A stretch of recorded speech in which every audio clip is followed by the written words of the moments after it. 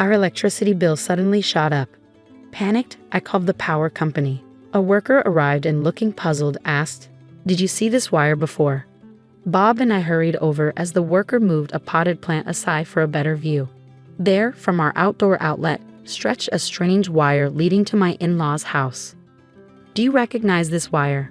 The worker's question made Bob and me exchange knowing glances. "Hey Bob, could this be?"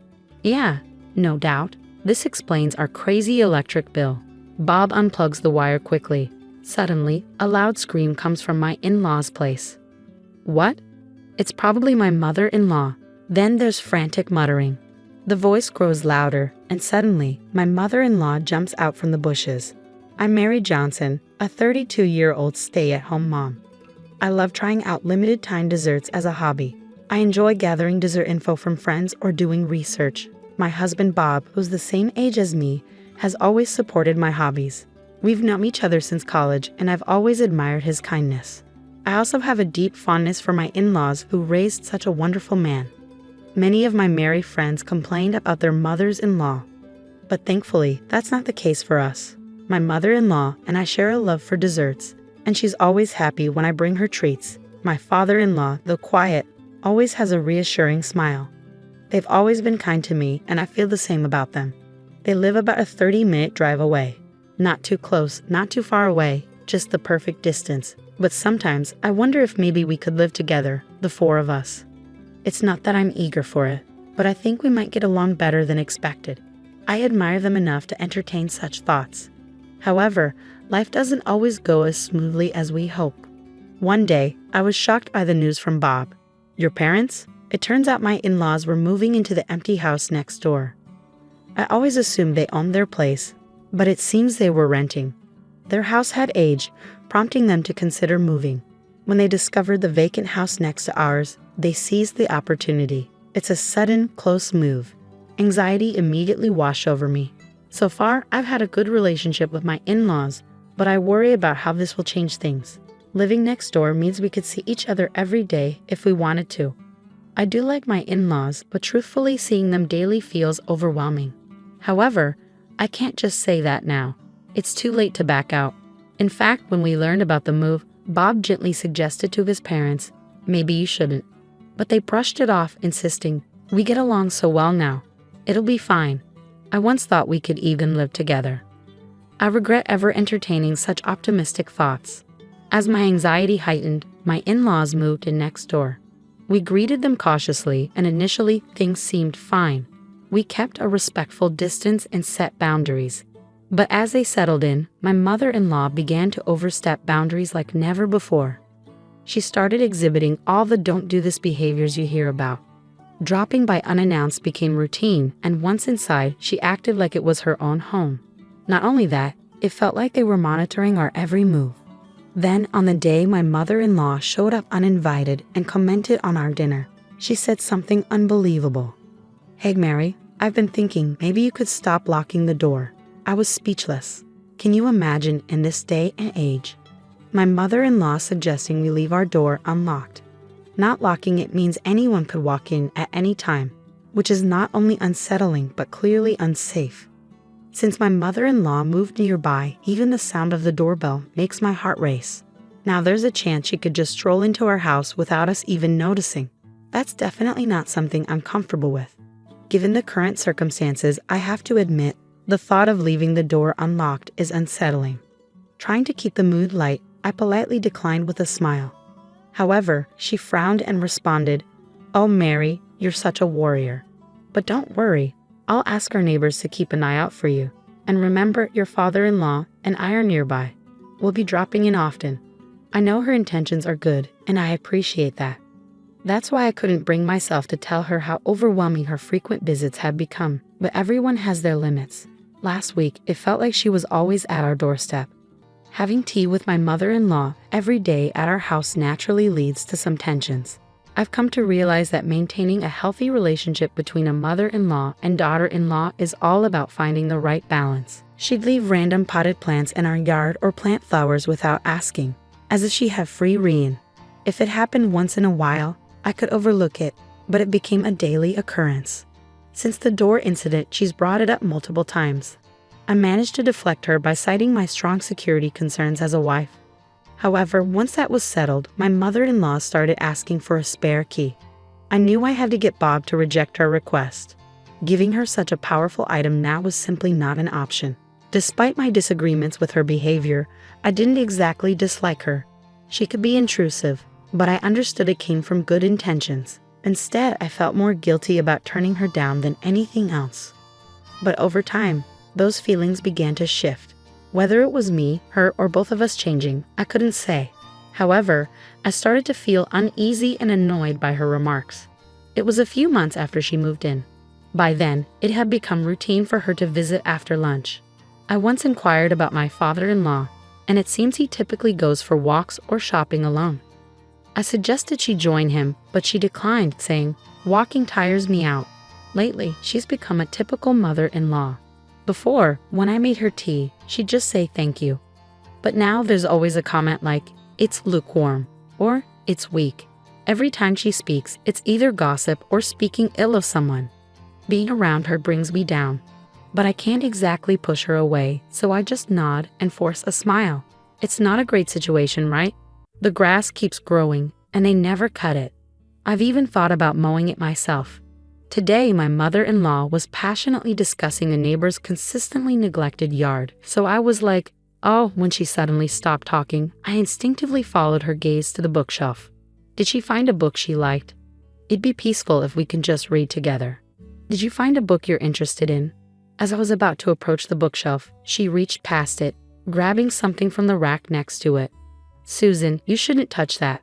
Upon seeing what she took, I quickly reached out, but she innocently opened it, then exclaimed with delight, "Oh my Mary dear, oh dear, did you overspend last month? Goodness, your electricity bill is twice as much as ours."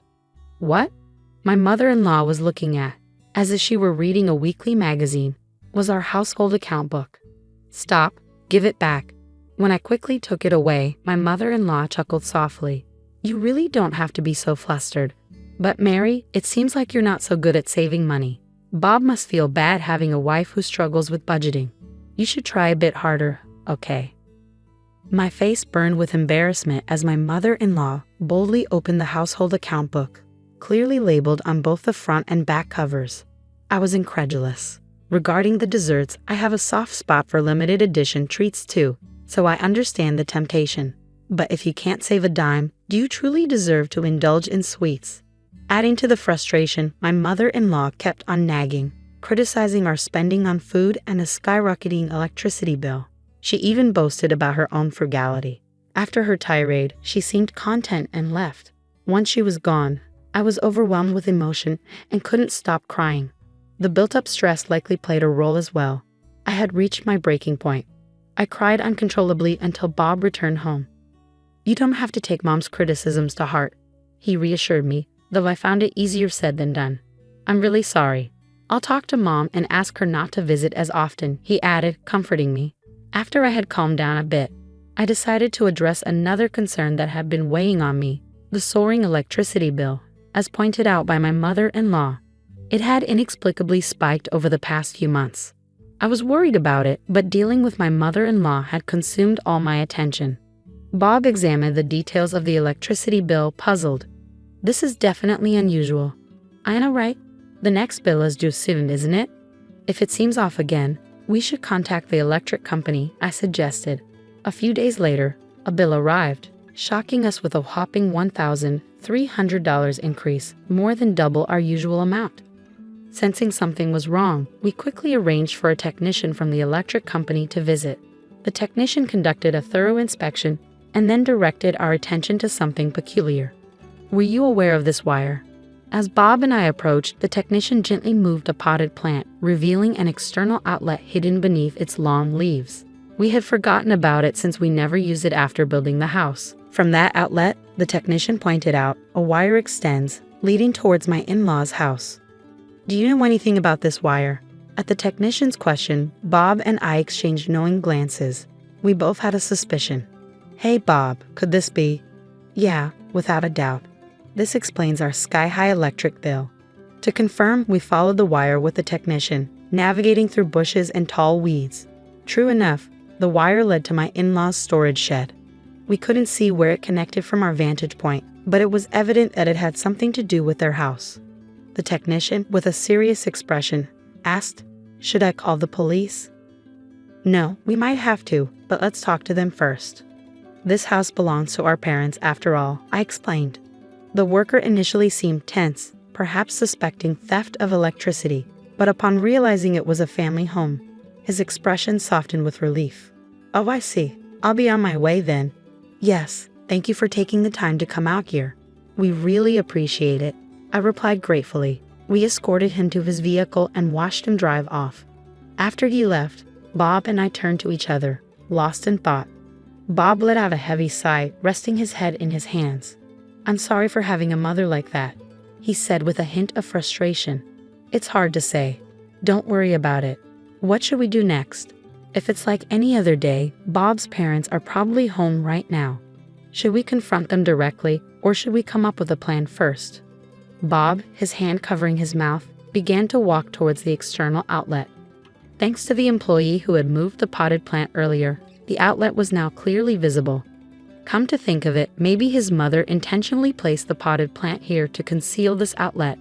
Though I hate to suspect, I can't think of any other reason. I wonder what this is connected to, I mused. Suddenly, Bob reached out and swiftly unplugged the wire. "Wait, is it okay to unplug that?" I asked, a bit concerned. "I just did. The thought of them calmly stealing our electricity all this time makes me furious," Bob replied indignantly.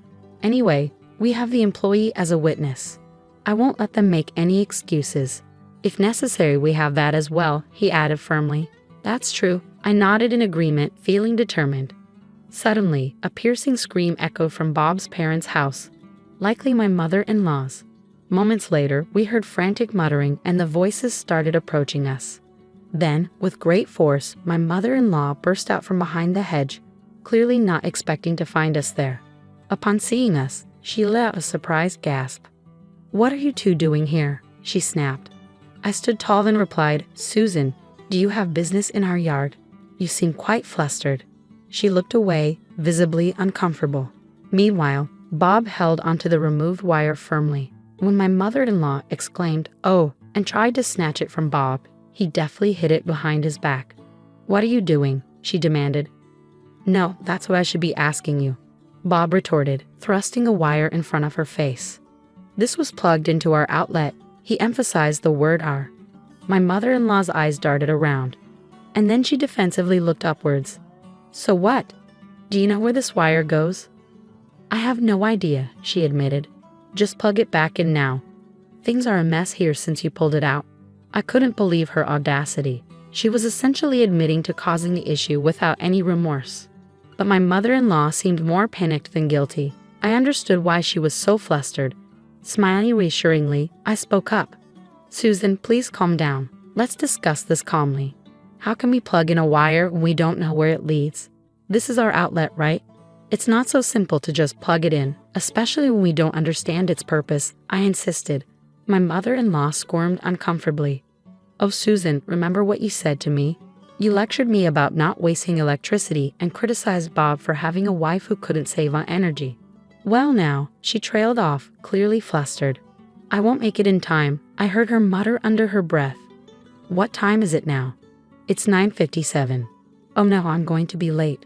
With that, my mother-in-law hastily left, stumbling as she went. Bob looked perplexed by his mother's odd behavior, and I quietly explained the reason to him. "Huh? Is that what you meant?" he mused. "So if we stick around, she'll show up again." "Exactly," I confirmed. Bob tossed the wire aside, and we returned inside the house. Shortly after, I heard a rattling sound at the front door, followed by the doorbell ringing. "It's my mother-in-law," I announced as I unlocked the door and opened it. "Hello, Susan," she greeted, pushing past me and entering the house. She seemed visibly upset, her footsteps echoing heavily as she made her way to the living room and plopped down onto the sofa. Bob, who was already there, looked puzzled, but before he could speak, my mother-in-law interjected. "Oh, I'm thirsty. Is the tea not ready yet?" "You're so slow. It's common courtesy to act before being told, you know," she complained. "And another thing, why do you always lock the door? Everyone in the neighborhood thinks I have a standoffish daughter-in-law. There's nothing valuable in this house anyway. It's just pretentious and annoying, she continued to grumble. Oh, it's hopeless. I've had enough, I declared, grabbing the half-empty plastic bottle nearby and slamming it down on the table in front of my stunned mother-in-law. She sat there, eyes wide with shock. Here you go, Mary, your water. You said there's nothing worth stealing in this house. But unfortunately, there were deceitful and sneaky people out there, like those who steal electricity. I could see the panic in her eyes as I sat beside her. Despite being so close, she couldn't bring herself to meet my gaze, her face drained of color.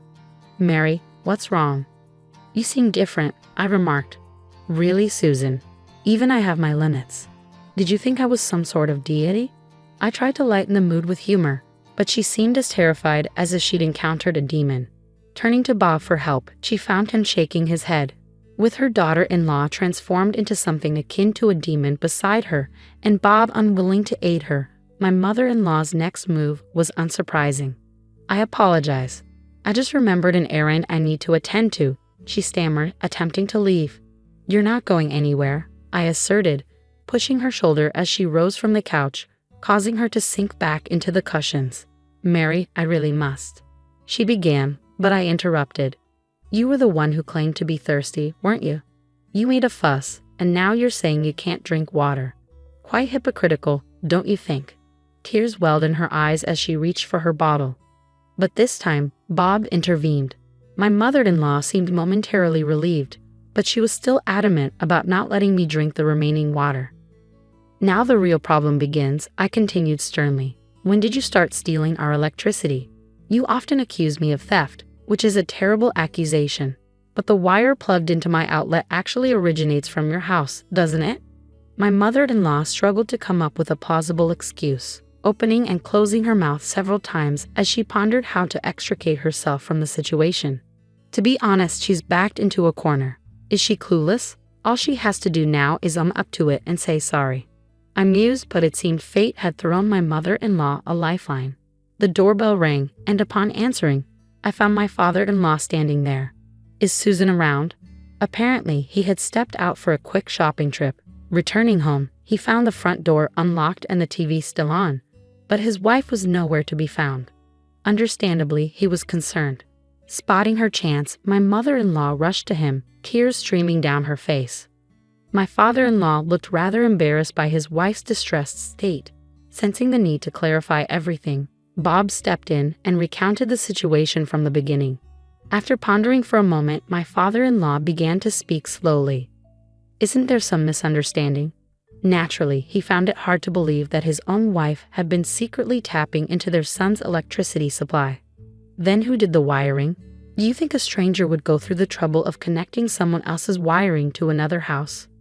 My father-in-law pondered, crossing his arms in thought. Eventually, he nodded and suggested, let's go take a look first, rising from his seat. However, my mother-in-law, clearly flustered, attempted to intervene. Ignoring her protests, my father-in-law asked Bob to guide him and headed towards the power outlet. The wiring disappeared into a storage shed, out of sight from where they stood. After my father-in-law investigated and returned, his face drained of color. I'm deeply sorry. Please apologize to them, he urged, while my mother-in-law muttered her apology like a child. He explained that the wires led to a battery connected to my mother-in-law's computer via an extension cord. She had purchased the battery when she moved to a new house, intending to use it for emergencies.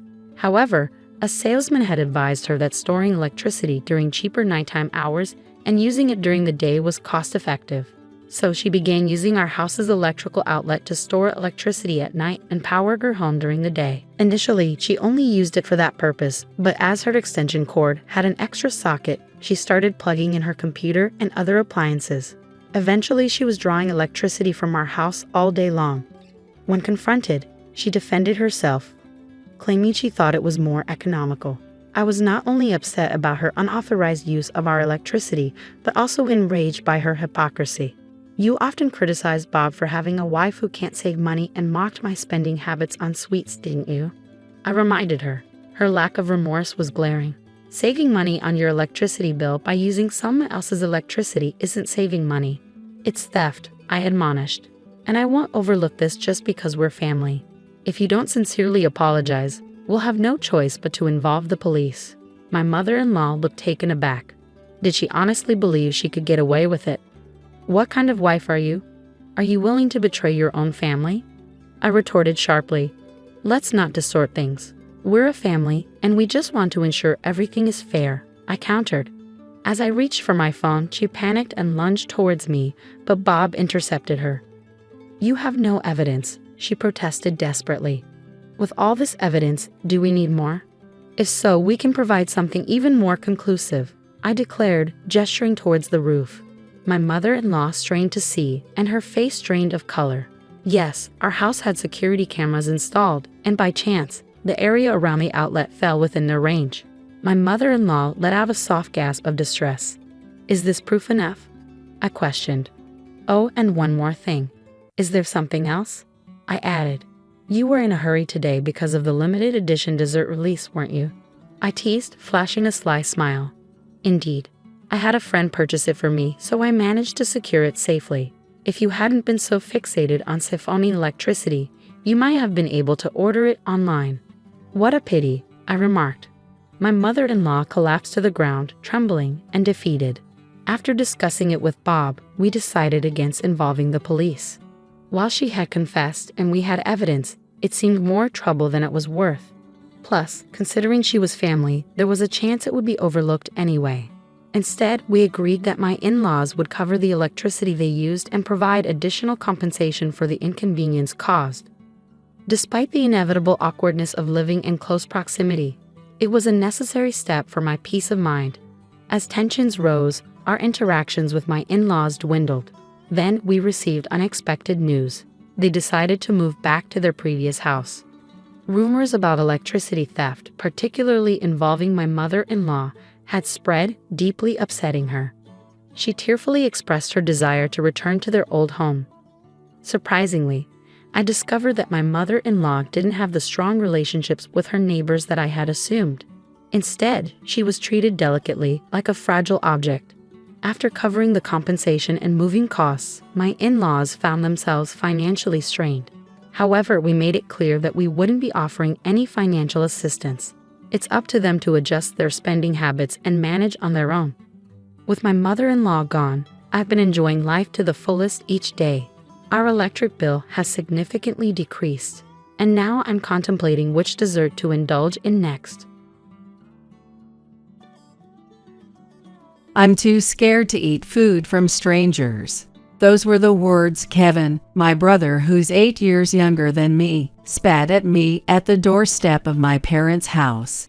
I had come over to visit because it was Kevin's 20th birthday today, and I wanted to celebrate with him. The birthday cake I had brought as a gift was snatched from my hands by Kevin in a rough manner. The cake, still in its box, hit my body, leaving it in a sad, crumbled mess. How could he?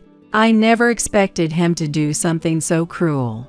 My father Joseph and mother Melissa, watching from behind Kevin, started laughing, clutching their stomachs as they doubled over. I was in shock, standing there with cake debris all over me, as my parents caught their breath, continuing to laugh while treating me like I was some outsider, just like Kevin. "Well, your last name is different, isn't it? People with a different last name aren't family." It was shocking to hear them say that just because I'd taken my husband's last name after marriage, I was no longer considered part of the family. When I questioned them, they briefly gave me puzzled looks, then burst into laughter again. "You were more like a maid from the beginning, weren't you? I always wanted a boy. It's your fault for being born a girl." I felt a cold breeze cut through me, chilling me to my core. Once a woman marries and leaves the house, she's no longer part of the family. Kevin said this while grabbing the gift I had been holding. "I'll take this, though," his tone shifting to one of selfish convenience. "We only celebrate with family, so you should leave, since you're not family anymore." With a gesture as if she was shooing away a stray animal, my mother pushed me away.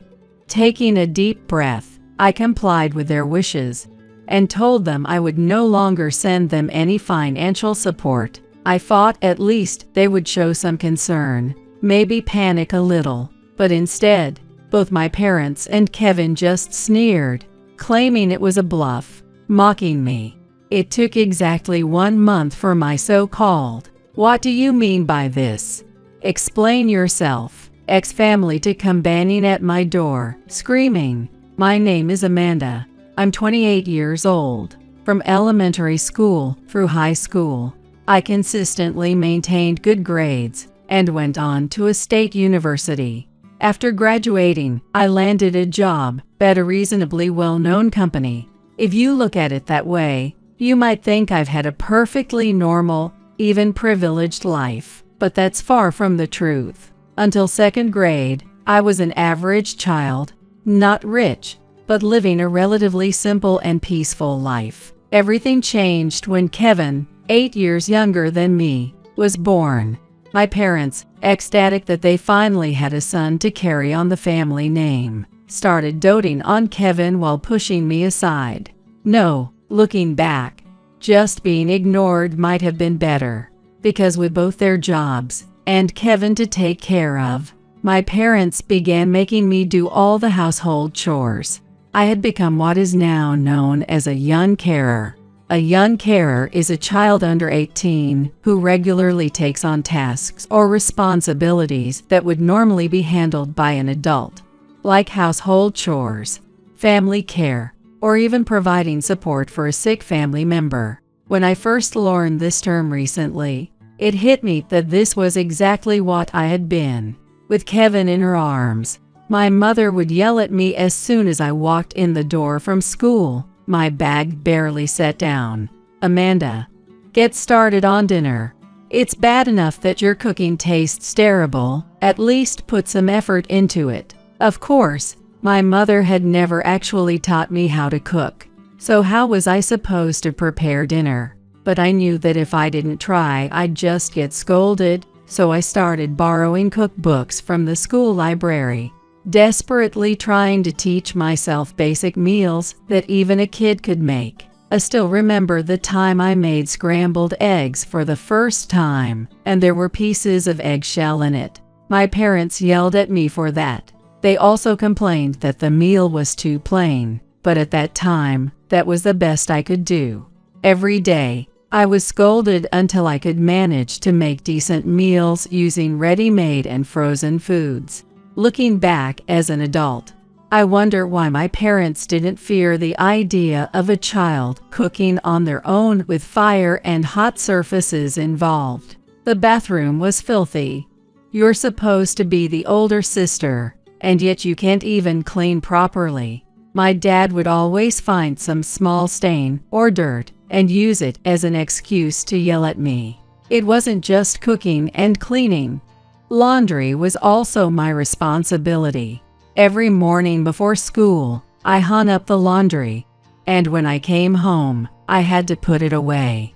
If it rained, it was my fault for not checking the weather forecast. How was I supposed to know the weather when I wasn't even allowed to watch TV? Looking back, I now realize this was far beyond what could be considered typical chores for a child. At the time, I didn't notice because it was just expected of me. While I was doing all these household tasks, I'd watch Kevin being doted on and spoiled, and I couldn't help but feel jealous of him.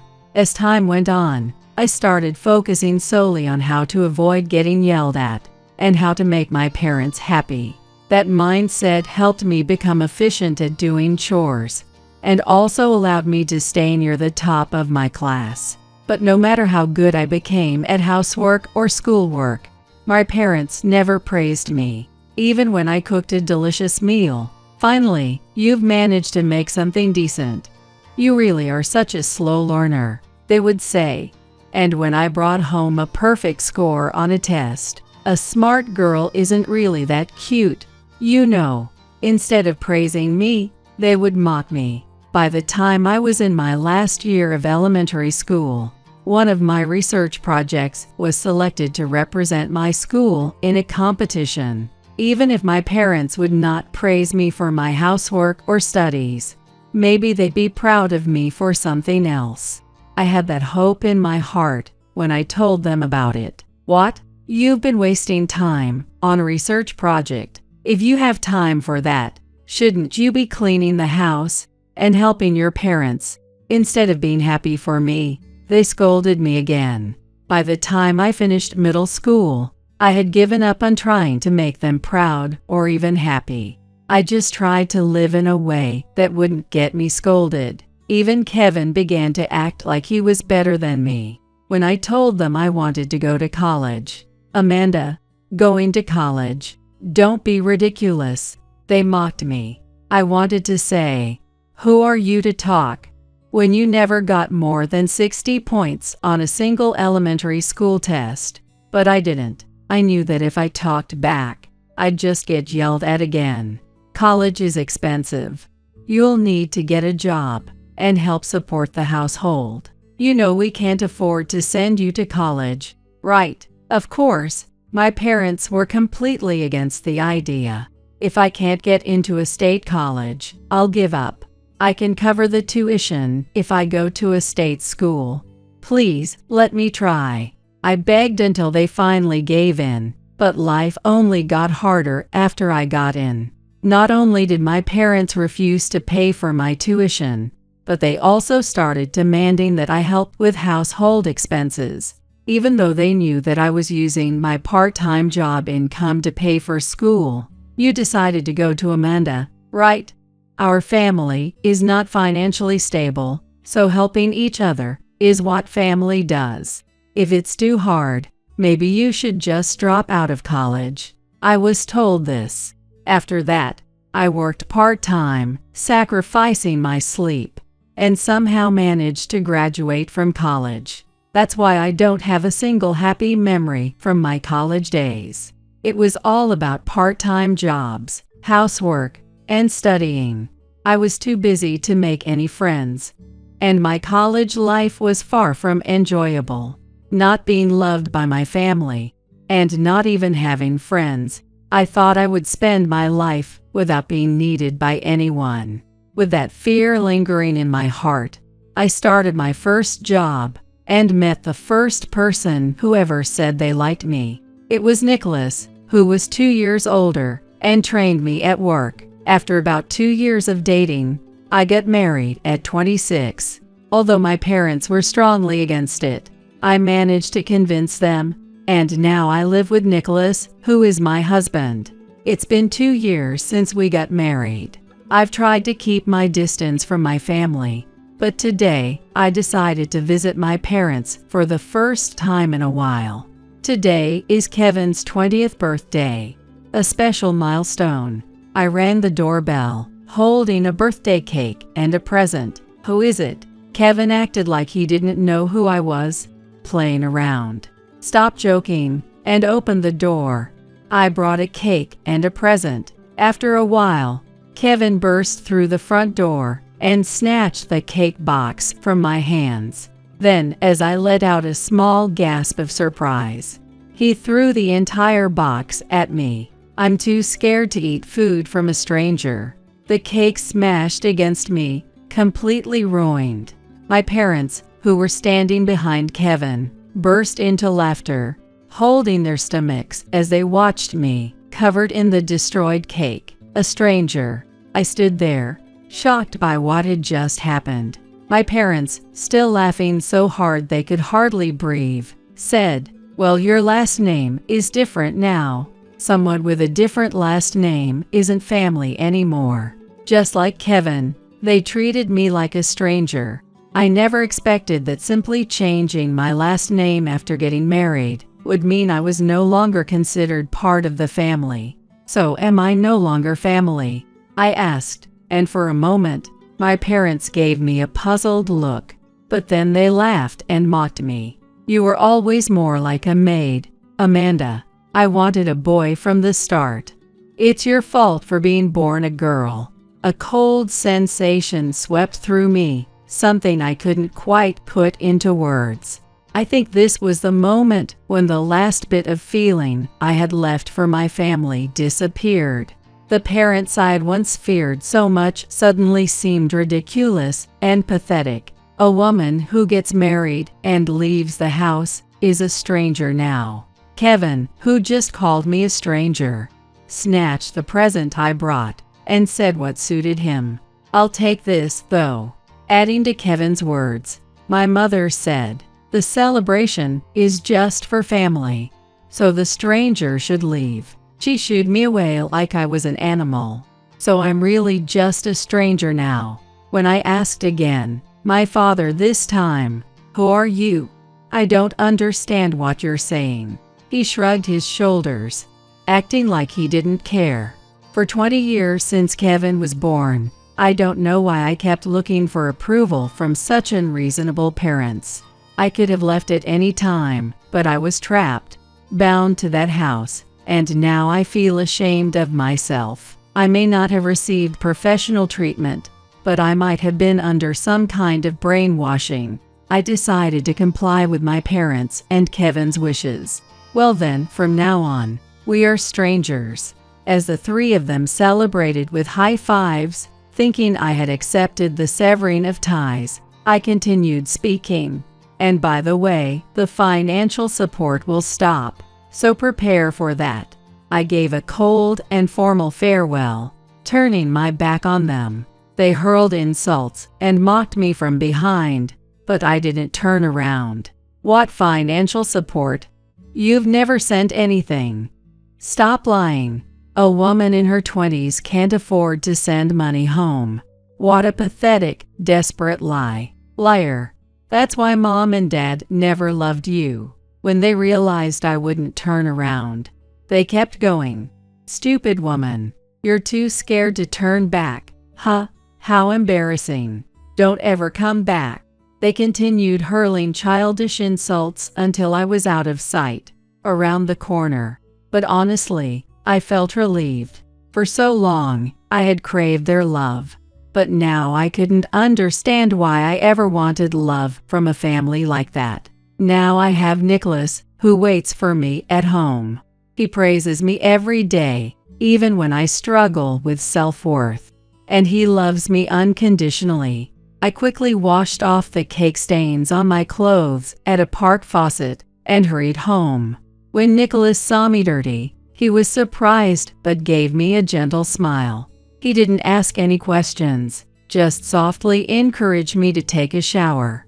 I was reminded once again of his kindness, his way of not pressing me for answers until I was ready to talk. A month later, despite having cut me off and claimed we were strangers, my parents and Kevin showed up at our house. "What is going on? Explain this to us right now." My mother's high-pitched voice echoed through the hall. I heard them banging violently on the door. Nicholas had told me not to get involved with them anymore, so I ignored them for a while, but they weren't giving up. Reluctantly, I opened the front door. Amanda must have done something. "What are you talking about?" I honestly had no idea what they were accusing me of. After all, they were shouting without explaining anything. My university tuition payment was declined. Kevin attends a well-known private university. Although it's a private school, the program he's in is considered one of the easier ones to get into. Unlike me, he never had to work part-time or help out, and he even went to a tutoring school, yet that's all he could manage. And how does that have anything to do with me? I maintained my distant, indifferent tone. Well, the university fees were withdrawn from a bank account under my father's name, meant for living expenses. My parents managed the account, and I didn't even know the PIN, so there was no way I could have interfered. But I had a pretty good idea why the payment had failed. Before I got married, I used to put $500 into that account every month. That didn't include food expenses. Amanda's the one who cooks, so it's only fair she pays for the groceries. They used to say, making me cover the cost of food for the four of us out of my own pocket. In reality, I was probably paying close to $1,000. When I announced I was getting married, I promised my parents I would continue sending a $500 every month as financial support in exchange for their blessing on my marriage. Even so, my parents said, "Who's going to do the housework then? You expect me to work and take care of the house at the same time. Do you want me to collapse from exhaustion? How could you be such a terrible daughter?" They refused to let me get married until I agreed to send them double the amount of money every month. It took that condition for them to finally give their blessing for my marriage. Apparently, they had completely forgotten about this, but we've been living the same way as always. So how is it possible that we're running out of money? My parents, plain dumb, seemed oblivious to reality, so I decided to set them straight. Maybe it's because the money from your estranged daughter's support has stopped. What? Both of my parents and Kevin looked completely shocked and started panicking. Wasn't Joseph working a side job to make up for the difference? Of course not. You know our company has a strict no side job policy. I thought Kevin was working a part-time job to help with the expenses. Didn't you both tell me not to bother with a part-time job? That it was beneath me. It seemed my mother thought my support was part of my father's income, while my father believed Kevin was earning from a part-time job. They exchanged confused looks, then all three of them turned to me with forced smiles. The family smiles I had once longed to see now felt strange, even unsettling. Given our estranged relationship, Amanda, you went to a state university, unlike Kevin, so you must be doing well for yourself. Way to go. That's my daughter. All the tough love paid off. Amanda, you really turned out great, didn't you? Suddenly, my parents changed their tone, trying to win me over. It's amazing how they could say such things without even knowing where I worked. I've been working at a major pharmaceutical company, which was my dream since I was in elementary school. A science competition project back in elementary school sparked my ambition to work in this field. I came up with a way to make it easier for children to take medicine, inspired by Kevin's struggles with swallowing pills. Even though I didn't win any awards, I received a special comment praising my creative ideas and my obvious love for my family. Now, thanks to that motivation, I earn over $70K a year, so sending $1K a month wasn't an issue at all. As I stood at the front door, talking to my parents and Kevin, Nicholas had been listening from inside, and suddenly flung the door open. My parents and Kevin froze in surprise. Enough is enough. Amanda is not some tool for your convenience. Nicholas's voice was filled with anger, causing my parents to recoil for a moment. Then my father yelled, followed quickly by my mother. How dare you speak to your in-laws like that? Exactly. This is beyond disrespectful. Kevin, standing behind them, nodded in agreement. You were the ones who cut ties with Amanda, calling her an outsider. Now you want to treat her like your personal bank. We're done here. Get out. Intimidated by Nicholas's outburst, my parents left. My tuition. Kevin, however, seemed fixated on his tuition fees and kept pestering us. Do you still need something? Nicholas's imposing tone made Kevin squeak in fear before he hurriedly left as well. But neither I nor my husband thought for a second that this was the end. As expected, the very next day, they started showing up at our house again and calling repeatedly. I ignored them, but Kevin eventually began waiting outside for me. Whenever I saw him near the front door, I would sneak in through the back or hang out at a cafe until he left. But today, before I even realized it, Kevin had already noticed me, and I couldn't avoid him. Kevin came trotting toward me. I had already made up my mind to completely ignore whatever he said. but the words that came out of his mouth were so unexpected that I stopped in my tracks. "I'm sorry for everything. I was wrong." Kevin, who had always treated me like a stranger and insisted he wasn't at fault, was now apologizing. "Dad and Mom told me that you were a failure, so I misunderstood. I'm really sorry." I felt a shiver run down my spine, disgusted by the words. "So, can you help with just the tuition?" I never thought he was truly sorry, but to blatantly beg for financial support was just too much. I ignored Kevin and hurried home. Kevin, however, shouted insults at me from behind. "I'm apologizing here, and you're really not gonna forgive me? You're such a heartless sister." His voice was loud enough to echo through the neighborhood. He probably thought I'd be embarrassed and react, but I kept walking, ignoring him. "Oh, so you're just gonna ignore me now? Acting all high and mighty? Well, I'll destroy your house then." Upset that I was ignoring him, Kevin started making threats. "You better watch out on your way back from work. Some of my friends are pretty rough. Are you even listening to me?" When I closed the front door, Kevin pounded on it violently. To be honest, I was really scared. Even though he's younger, Kevin is now a grown man. There's no way I could match his strength, and the fear of him actually resorting to violence made me tremble. But Kevin's yelling soon drew the attention of the police. Thanks to his shouting being loud enough for the neighbors to hear, someone had called the cops. When the police arrived, they also asked me what was going on, and the situation turned into quite the commotion. Neighbors came out, worried about what was happening. Kevin was taken to the station, but since he hadn't actually gotten violent and it was deemed a family matter, no charges were pressed, even though his threats were real. They chalked it up to just a sibling argument. My parents, who had gone to the station to pick Kevin up, came straight to my house and caused even more of a scene.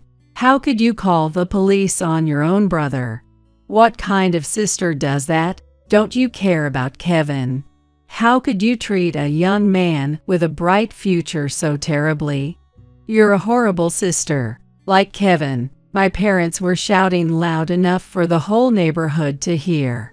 I thought they might get reported again, but before that could happen, the patrolling police officers came by and warned them, and I saw them leave through the window. After my parents left, the officers told me they'd be increasing patrols in the area. They said they couldn't officially intervene in family disputes, but one of the officers gave me a sympathetic smile, saying it was better to be cautious before something really happened. It was comforting to know they were looking out for me, but I also knew I couldn't rely on them forever. There was always the chance Kevin and my parents could show up when the officers weren't around. I needed to figure out a solution quickly, and sure enough, my parents and Kevin kept showing up every day, demanding money for living expenses and tuition. Even when I ignored them, they made a scene at the door, and the police had to come by to warn them again and again. At first, the neighbors seemed concerned, but as it kept happening, they began to look more and more annoyed. My husband and I apologized to the neighbors countless times, letting them know we were planning to move. People would occasionally ask us where we were moving to, but I always made sure to avoid giving a direct answer. I was worried that if my parents or Kevin found out our new location, they might somehow cause trouble, and I couldn't bear the thought of that. The neighbors would smile sympathetically, acknowledging that it was probably for the best. So when we moved, we didn't tell anyone, neither my parents, Kevin, nor even the neighbors, where we were going.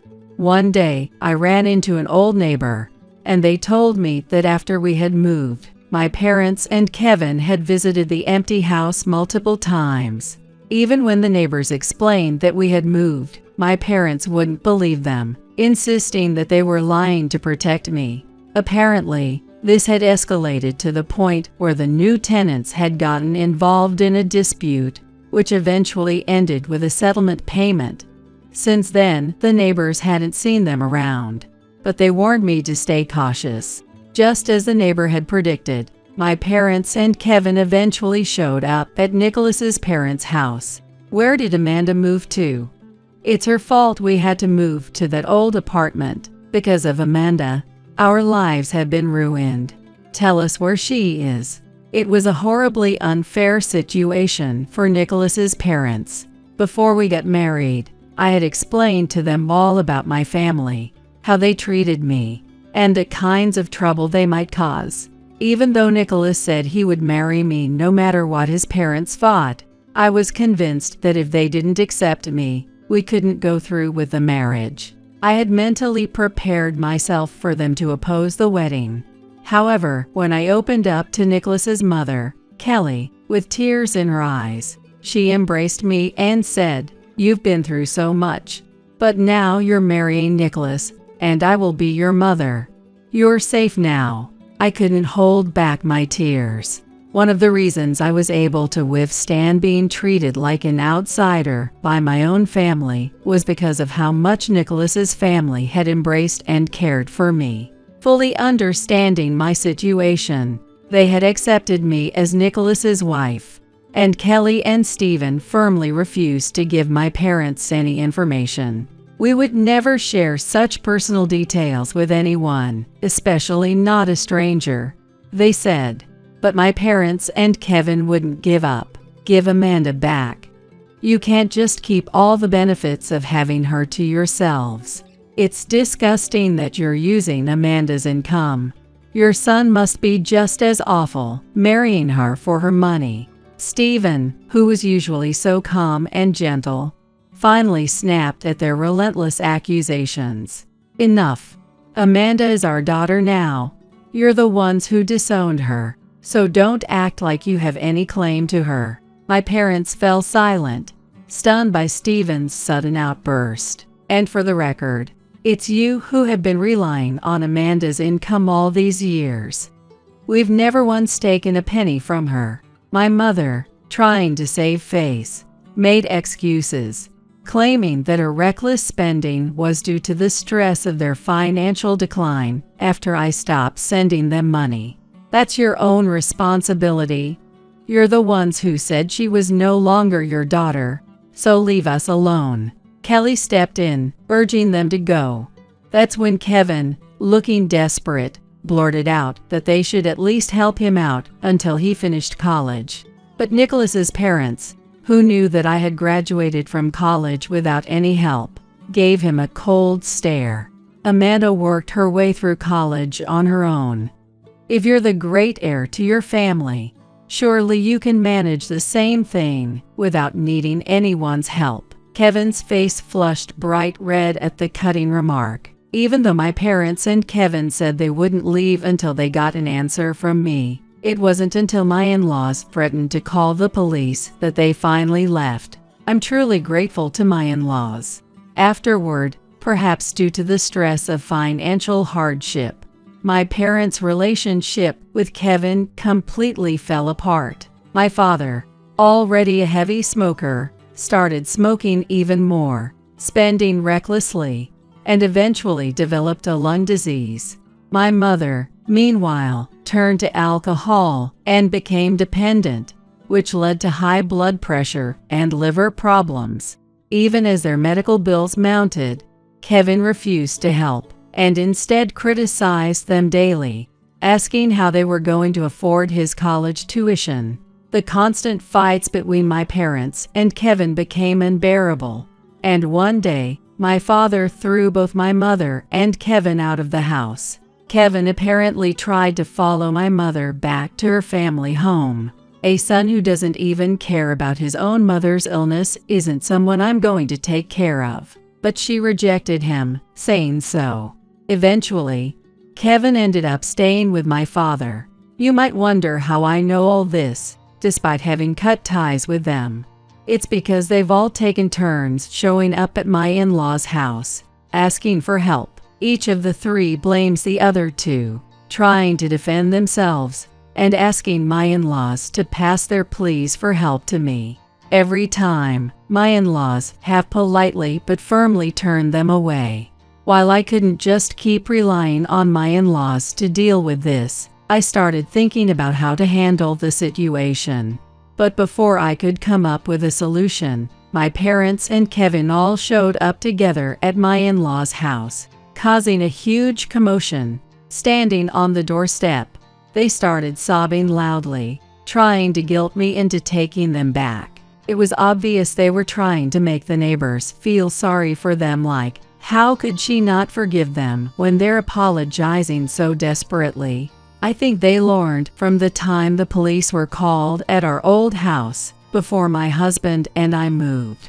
You'd think they would learn the right lesson by now, but instead they seemed to decide that crying and begging would work better this time than making a scene. Why didn't they realize they should stop bothering people altogether? I couldn't understand it. Enough already. I couldn't take their fake tears anymore, and I shouted at them as they sat on the doorstep. In fact, the place we had moved to was my in-laws' house. The reason I knew that my parents and Kevin had been coming over and bothering them was because I had seen it happen myself. Amanda, were you being held captive by these people? My father grabbed my shoulder and spouted something completely absurd. We were worried when we couldn't reach you. Following my father's lead, my mother tried to put her arms around me, but it was obvious that they thought if they acted caring, I'd fall back into line, just like before. I shrugged off their hands. I have a loving husband and kind in-laws. I don't need your concern anymore.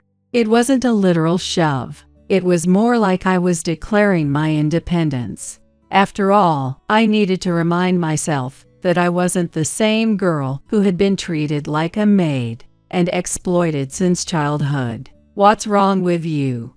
Have you been brainwashed? My father tightened his grip on my shoulder and asked, did they treat you badly? My mother reached out for me with a worried expression. Come home with us.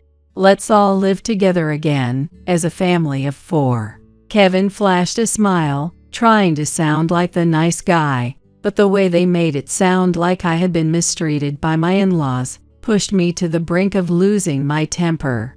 Yeah, I was treated terribly, and maybe I was brainwashed too. Then, she was probably about to say, come back home, but I cut my mother off. By you guys. I deliberately raised my voice, listing all the awful things my family had done to me, one by one.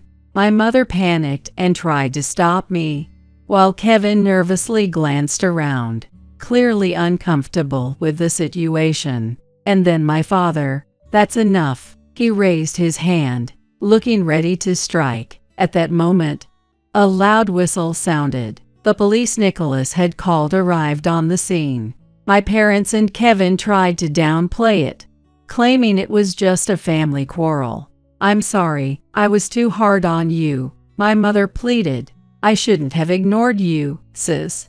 We're family, right? Kevin added, appealing to our blood ties. But I knew all too well that in their minds, my parents and Kevin only cared about money, and their apologies were nothing but a performance. Before I met Nicholas, I probably would have accepted their apologies without a second thought. But now, after experiencing real love from Nicholas and his parents, I knew what love was supposed to feel like. And this wasn't it. You guys were the ones who threw the cake at me and treated me like a stranger. Remember, it was Kevin who threw the cake, right? Kevin, who doesn't even care about our parents' illness, my father snapped, suddenly throwing Kevin, once his beloved golden child, under the bus. That triggered Kevin's outrage. What? You're the ones who told me to kick her out. I never said that. The 3 of them started fighting among themselves, as if this kind of chaotic scene was completely normal for them, even though the police were standing right there. The officers rushed in to stop them, but in the commotion, one of my parents accidentally hit a policeman on the cheek. At first, the police had been reluctant to intervene in what they saw as a family dispute, But now they couldn't just stand by. It was an accident, so it didn't count as obstructing justice. But the police couldn't simply ignore it either.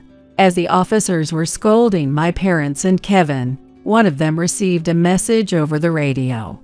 With a deep sigh, the officer asked my parents and Kevin to voluntarily come down to the station. It seemed that a neighbor, who I'd already talked to about the situation, had called the police and reported hearing loud shouting and threats. Even though it was accidental, my parents and Kevin, guilty of striking an officer, compiled without resistance and were taken away in a police car. As they were being led into the car, my husband, my in-laws, and I have already decided to move away from here, so there's no point in coming back. I called out after them. My parents and Kevin frantically tried to cling to me, but the police officers quickly escorted them into the patrol car. The only reason I even showed myself to them was because we had decided to move, as Nicholas had been transferred, and the whole family was going to relocate. It's all okay now. Kelly gave me a reassuring pat on the back. My stomach was in knots. Nicholas sighed in frustration. He had been completely against me facing my parents and Kevin, but when I told him it was my final way of breaking free, he finally understood and supported me. Stephen nodded and simply smiled at me. I realized just how lucky I was to be surrounded by such a loving family. As for my parents and Kevin, who had been taken away by the police, they only received a strict warning, but their lives now are so miserable that maybe prison would have been a relief. My parents had to quit their jobs because of their health problems, and they can't afford the proper treatment. Kevin ignored his student loan bills, and after breaking his agreement for an extension, the university also found out he tried to force my parents and me into paying through intimidation and violence. As a result, he was expelled immediately. Having been evicted from my father's house, Kevin had no place to go. He found a job at a company far away that provided accommodation, and it paid well. But he quickly became addicted to gambling, blowing nearly all his income on it. As for my husband and myself, we've settled into our new home, balancing our careers while enjoying a happy life together. My in-laws lived close by, and we all had a comfortable distance that worked for everyone. But then the idea of moving in together came up. It seemed like the best choice to prioritize both family and career. The multi-generational home we're building together with my in-laws will be ready in about a year. I hope the 5 of us can live happily together after that. There's no job for someone with such low education. What can a person without any real learning do? My boss said this while laughing, mocking me, a woman who grew up in a single-parent household. I had been working hard all this time for my mom, who raised me single-handedly.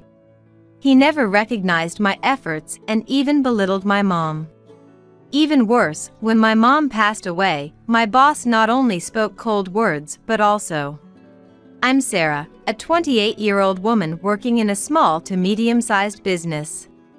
Raised in a single-parent household, I joined the company right after high school as a part-timer and am now working as a full-time employee.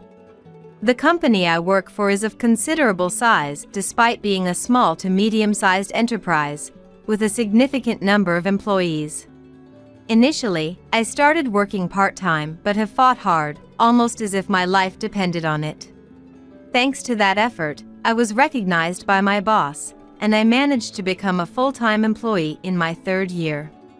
After becoming a full-time employee, I continued to work hard, just like when I was part-time, not wanting to disappoint those who believed in me. By the time I was 25, I was given more responsible tasks compared to my peers of the same age, and I was gaining trust from the company. I was also receiving decent pay and bonuses, allowing me to take care of my mom and live a cherished life. Then, one day, my direct boss was due to retire, and a new boss was to be assigned.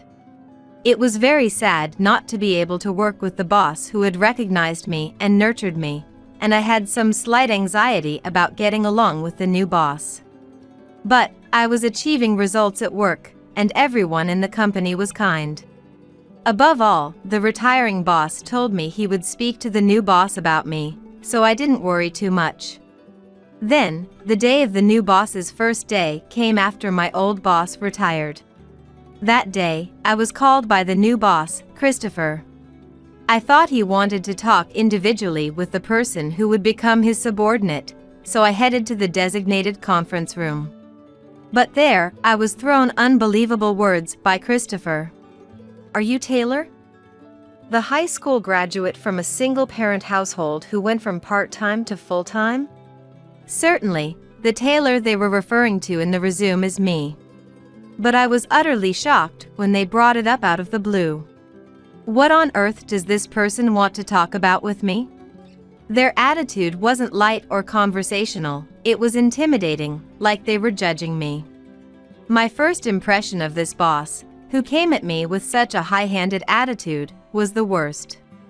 But I knew we would be working together for a long time, and I didn't want it to affect our future work. "Yes, I am Taylor. I look forward to working with you." I greeted the boss with a smile, trying to brush off their comment. I still didn't know what kind of person this Christopher was. I thought it best to handle the situation calmly, but Christopher continued to barrage me with unkind words. "A single-parent household upbringing, huh?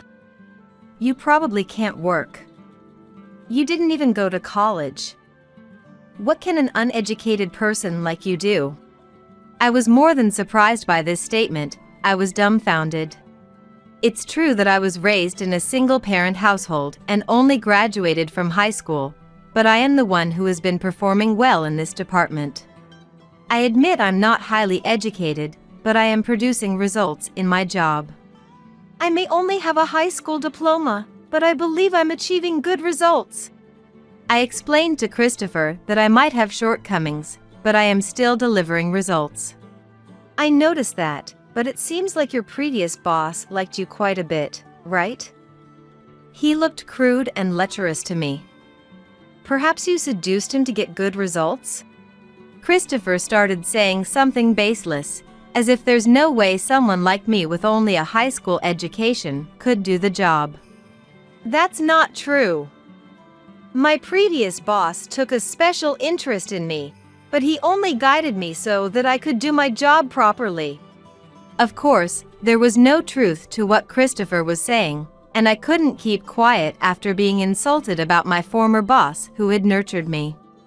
I didn't understand why he could berate me, a complete stranger, so much, but it must have been his inherent personality. The thought of having to work with such a boss in the future weighed heavily on me. Christopher was smirking at me, and it became clear that he didn't like me at all. But if I could prove my worth in front of this boss, there would be no more room for complaints. From what I heard, this boss truly believes in meritocracy.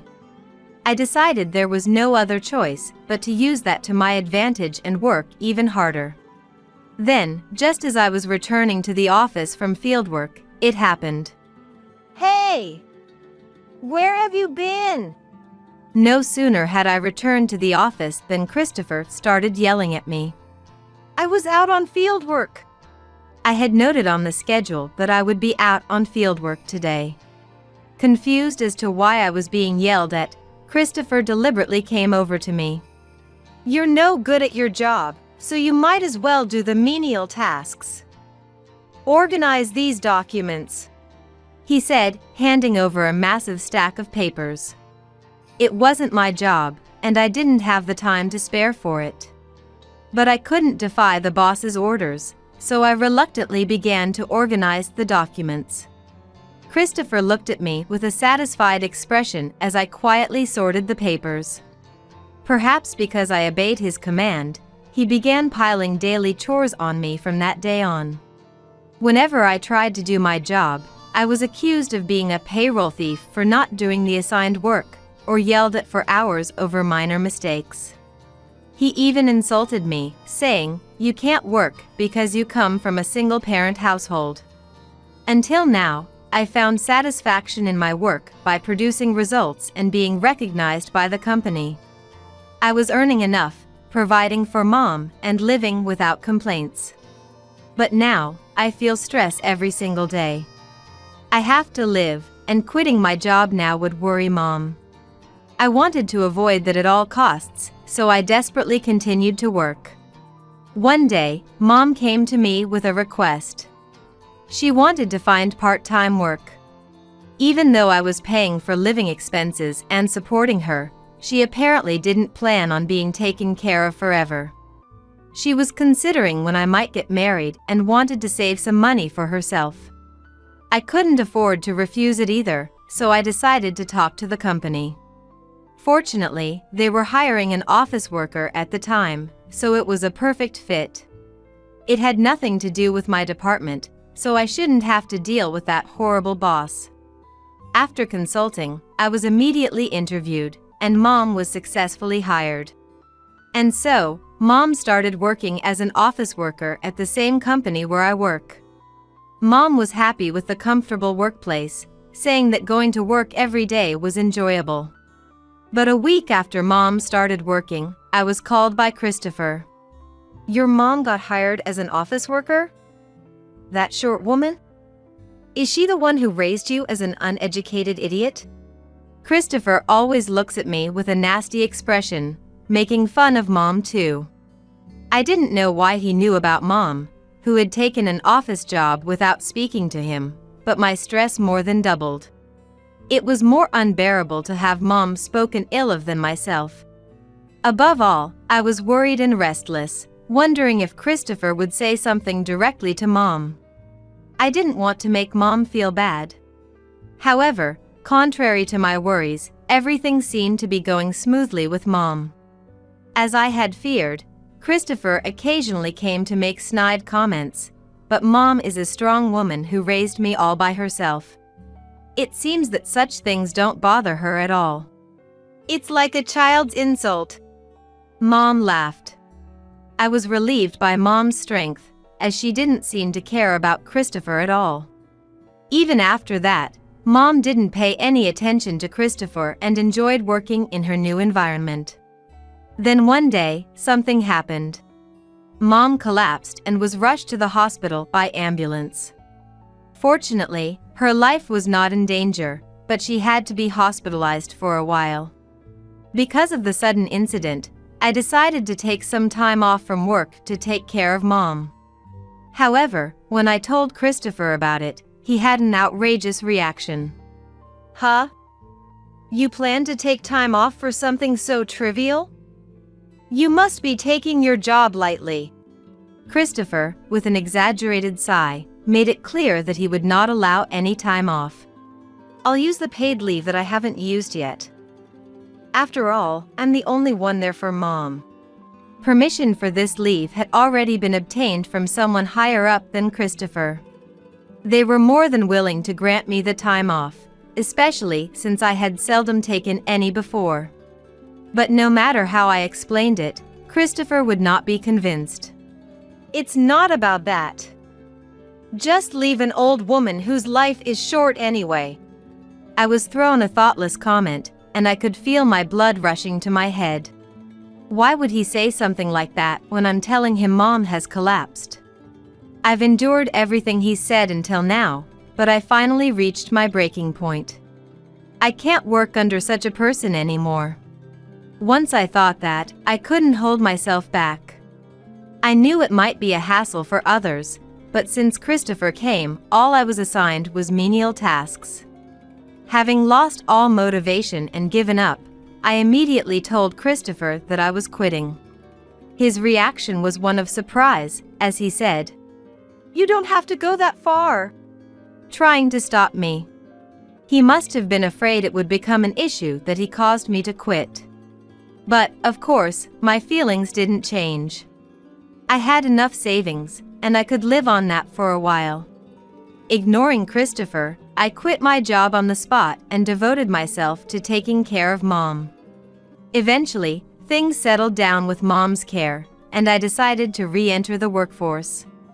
I thought about doing the same kind of work as before, but I, having been successful and confident in my abilities, chose otherwise.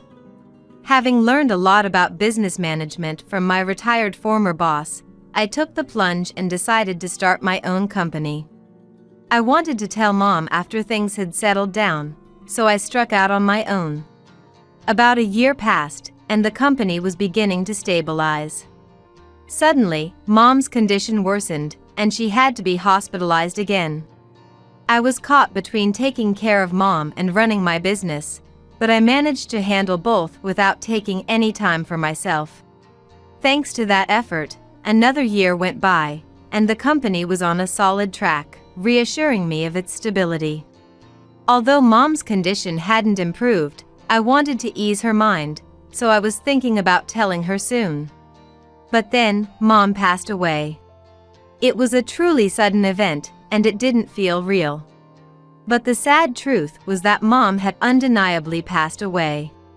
Being an only child, I had no other family, so I had to prepare to say goodbye to Mom without time to grieve.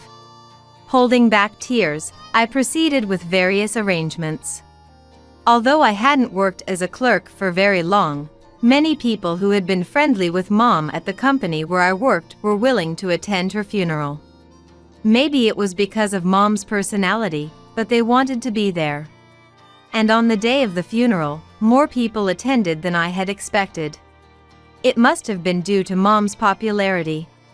Despite the pain of losing Mom, I was filled with pride knowing that so many people had come out for her. However, just as the funeral was about to end, the sight of one particular attendee caught my eye. "Long time no see. So that old woman finally kicked the bucket, huh?" I couldn't believe my eyes when I saw the infuriating figure of Christopher standing there. Though he may have had some interaction with Mom, I had no recollection of inviting this man to the funeral. No matter what, I would never invite someone like him to Mom's funeral. My old boss was smirking at my stunned expression. The very same face he made when he belittled our single-parent household. Those unpleasant memories came flooding back. I could do nothing but glare at Christopher's face. Christopher approached me, handing me a bunch of flowers. "Here, some flowers." She might have been the sort of woman who couldn't provide her daughter with a proper education, but at least I can do this much. How could he act like this at someone's funeral? I almost yelled out loud in anger, but I clenched my emotions. I didn't want to ruin Mom's funeral or inconvenience the other mourners.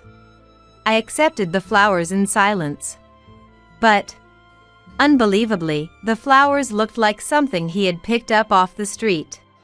Had this man come all this way just to pull off such a nasty trick? As Christopher saw my face, he grinned even more maliciously. That moment, my suppressed emotions came out.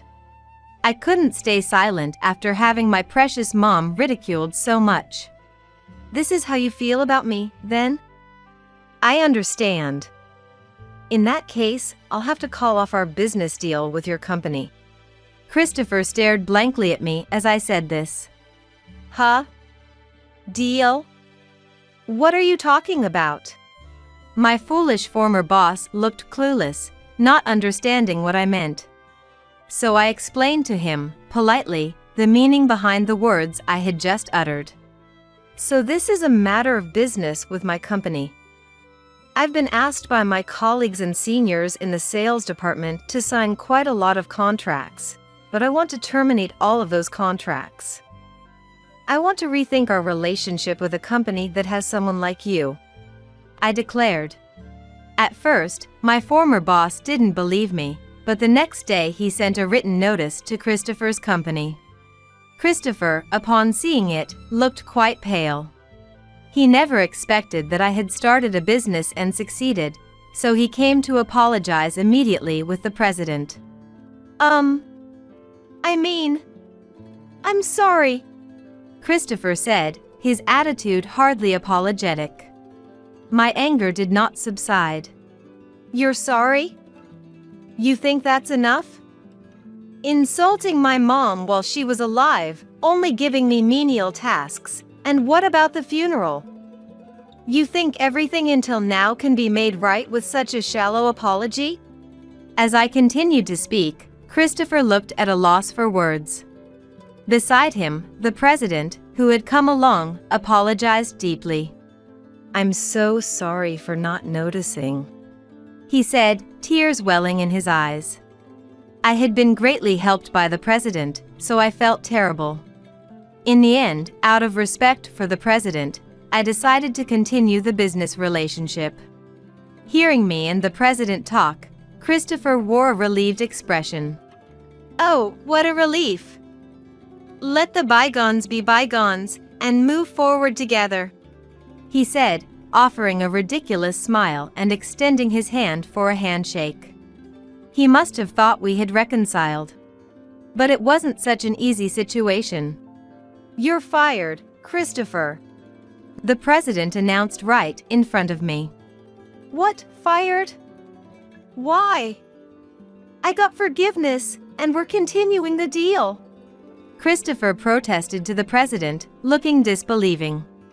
The president had decided to fire Christopher, knowing I would not be satisfied continuing the business relationship this way. "I only decided to continue the deal out of respect for the president. I never intended to forgive you. I will never forgive you no matter what you say," I said, as if delivering the final blow. Christopher fell completely silent. "It's the result of your own words and actions." President spoke as if tossing his words aside and then left, dragging a completely dejected Christopher with him. The next day, it seems that my former boss really was fired from the company.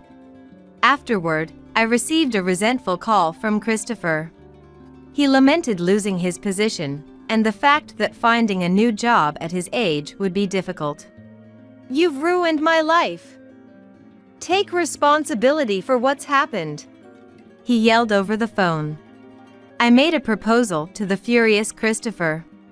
"How about I hire you at my company? I can't pay you much, but it seems like you're out of a job because of me." When I said that, taking responsibility as he demanded, he suddenly exploded with emotion and hung up. Being employed by someone he had ridiculed must have been a complete humiliation. I knew he probably wouldn't accept this offer.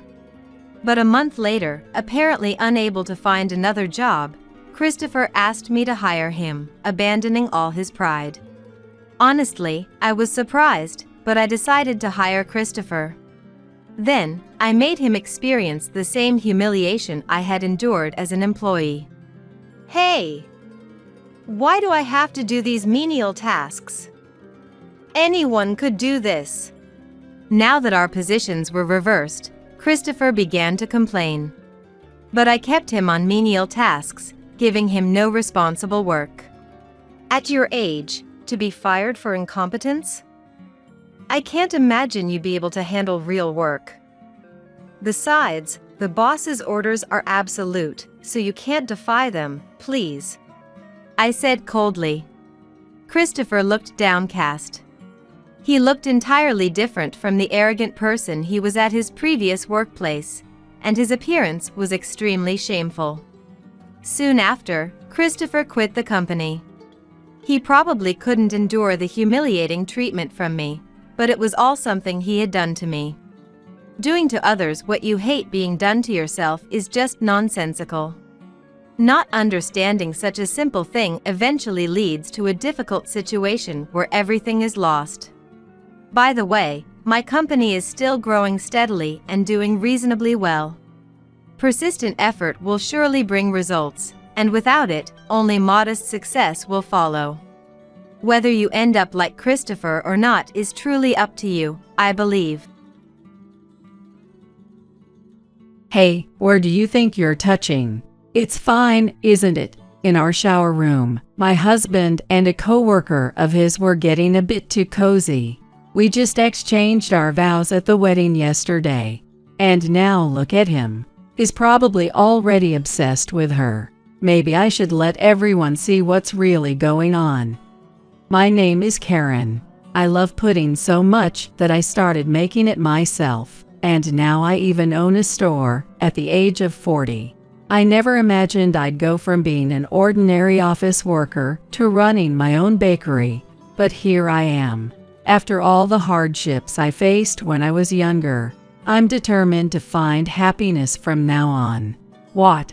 You want to know what kind of hardships I went through? Well, that takes us back a few years. I ended up marrying Paul, who's been my boyfriend since my late 20s. We met at work, and even though we both kinda knew we liked each other, things didn't progress for a while because, you know, workplace romance can be tricky. I mean, you think about stuff like, will it bother everyone else? Or what if I'm wrong about his feelings? So I kept my feelings to myself for about 6 years before I finally decided to confess and just move on. But it turned out he liked me all along, and we started dating. Not long after, we moved in together. And by our 3rd year of dating, he proposed. You think that's slow? Well, there were work things and other stuff going on. We had times when we could barely even go on dates because we didn't want anyone at work to see us. But still, I believed that our serious relationship would lead to a happy marriage with Paul. Then 2 months after we announced our wedding at work, she showed up. Hi everyone, I'm Betty, and I'm new to this department. I've never done sales before. Actually, I've never worked at all. And I don't really want to start now. She said this with a big smile, flashing peace signs next to her face, looking like someone who didn't quite grasp what a professional workplace was. Apparently, she missed a company's orientation because she showed up with hair dyed some wild color, completely ignoring the dress code. Her hair was back to a more normal color by the time she introduced herself, so she must have dyed it quickly or sprayed it just to look right. Oh, and her skirt? Way too short, clearly altered. She claimed she didn't want to work, but our department is sales. There was no way we could let her visit clients like that. We all wondered how someone like her even made it through the hiring process. If she had gotten in through connections, it would have made sense, but that wasn't the case. The turnover in sales was high, but things were getting desperate due to our staffing shortages. Karen, I don't get Excel at all. Betty came to me with a question. What part don't you understand? I don't even know what I don't understand. That's how it is at first. I'll go over it with you, and we can take it step by step. Huh, you're not going to do it for me. You want me to do it? What? I was stunned by Betty's response. It's your work, right? I said, trying to make her understand. Well, it's not really my work, is it? It's just that the company happened to assign it to me, but it's not really my responsibility, right? If you think like that, you won't get any work done. We have to change this kind of mindset, or the company is just going to keep going downhill. She spouted off some half-baked logic that made it really hard to deal with her. Honestly, I wanted to snap back with something like, it's not my job to fix your attitude either, but I held back, knowing it would be immature. The difficult person joined us today. In the end, I had no choice but to force Betty, who flat out refused to work, into learning the job anyway. A few hours later, the person who came to report that the work was finished wasn't Betty, but my colleague, Tom. Where's Betty? I asked. Betty went home. What? Why? She said her pet was having stomach issues. Whether that's true or not, I don't even know how to react.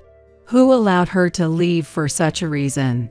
No one, actually. I was speechless at his response. Seeing my reaction, I get it. I really do, he said with a strained smile.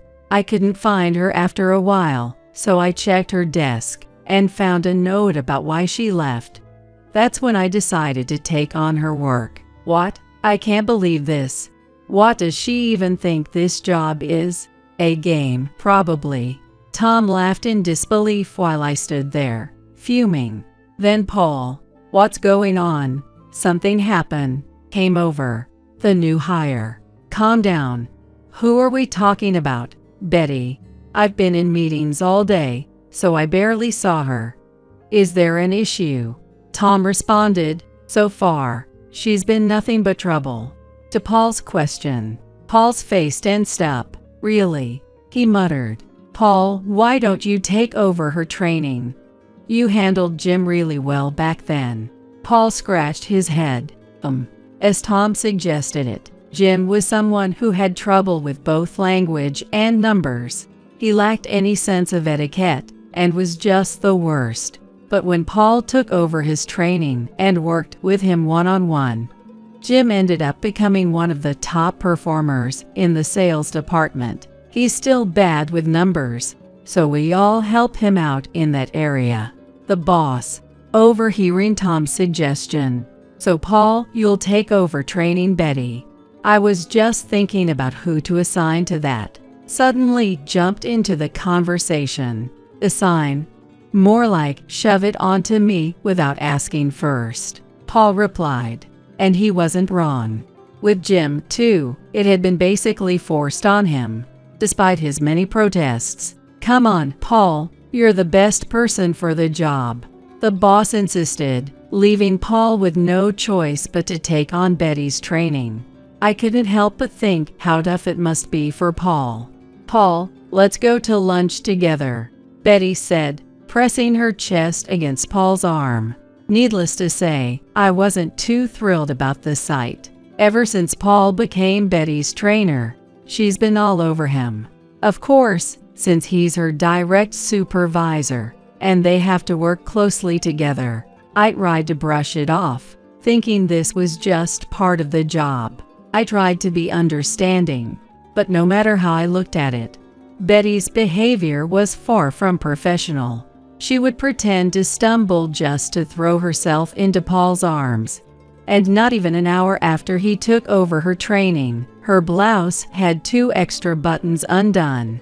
In the end, she made it blatantly clear, Paul, you're so handsome. You're just my type. Or even, I wish I could go out with someone like you, Paul. She was really laying it on thick. Our colleagues all knew about our relationship. Doesn't that bother you? So much so that some even asked me. Of course it does. But since Paul had been rejecting her advances and setting boundaries, I decided to keep quiet about it, even though Betty was clearly overstepping. Don't touch my husband isn't something you say in the workplace. I didn't want our relationship to make things awkward for everyone at work. And mixing personal matters with business wasn't what I wanted either. So I kept quiet. But, Betty, you're getting way too close to Paul. Paul is married to Karen, so you need to be careful with how you're acting around him. Even if they weren't married, this is a workplace. It's really uncomfortable to watch this kind of behavior. It was my coworker, Jane, who said this. She had been worried for some time about how Betty was getting overly close to Paul, even though he was my husband. And it seemed like she finally couldn't stand it any longer. The rest of the office didn't say anything, but the way they nodded and exchanged glances told me they were thinking the same thing. I thought, maybe now Betty will finally understand the situation. But then, and how is that any of my business? Betty's response left Jane stunned. I think we all wore the same expression of shock. Why should I have to adjust my behavior just because 2 people in the office decided to get married? No, that's not the point here. Jane's voice suddenly raised, and everyone froze in shock. She's always so calm, never the type to get angry.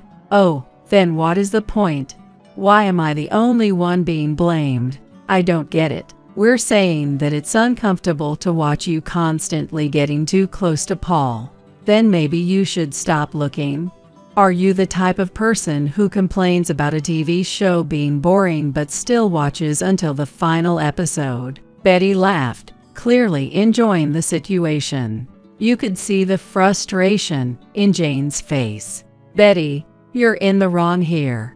Paul stepped in and pointed out, "If Paul says so, then I guess I'll back off a little.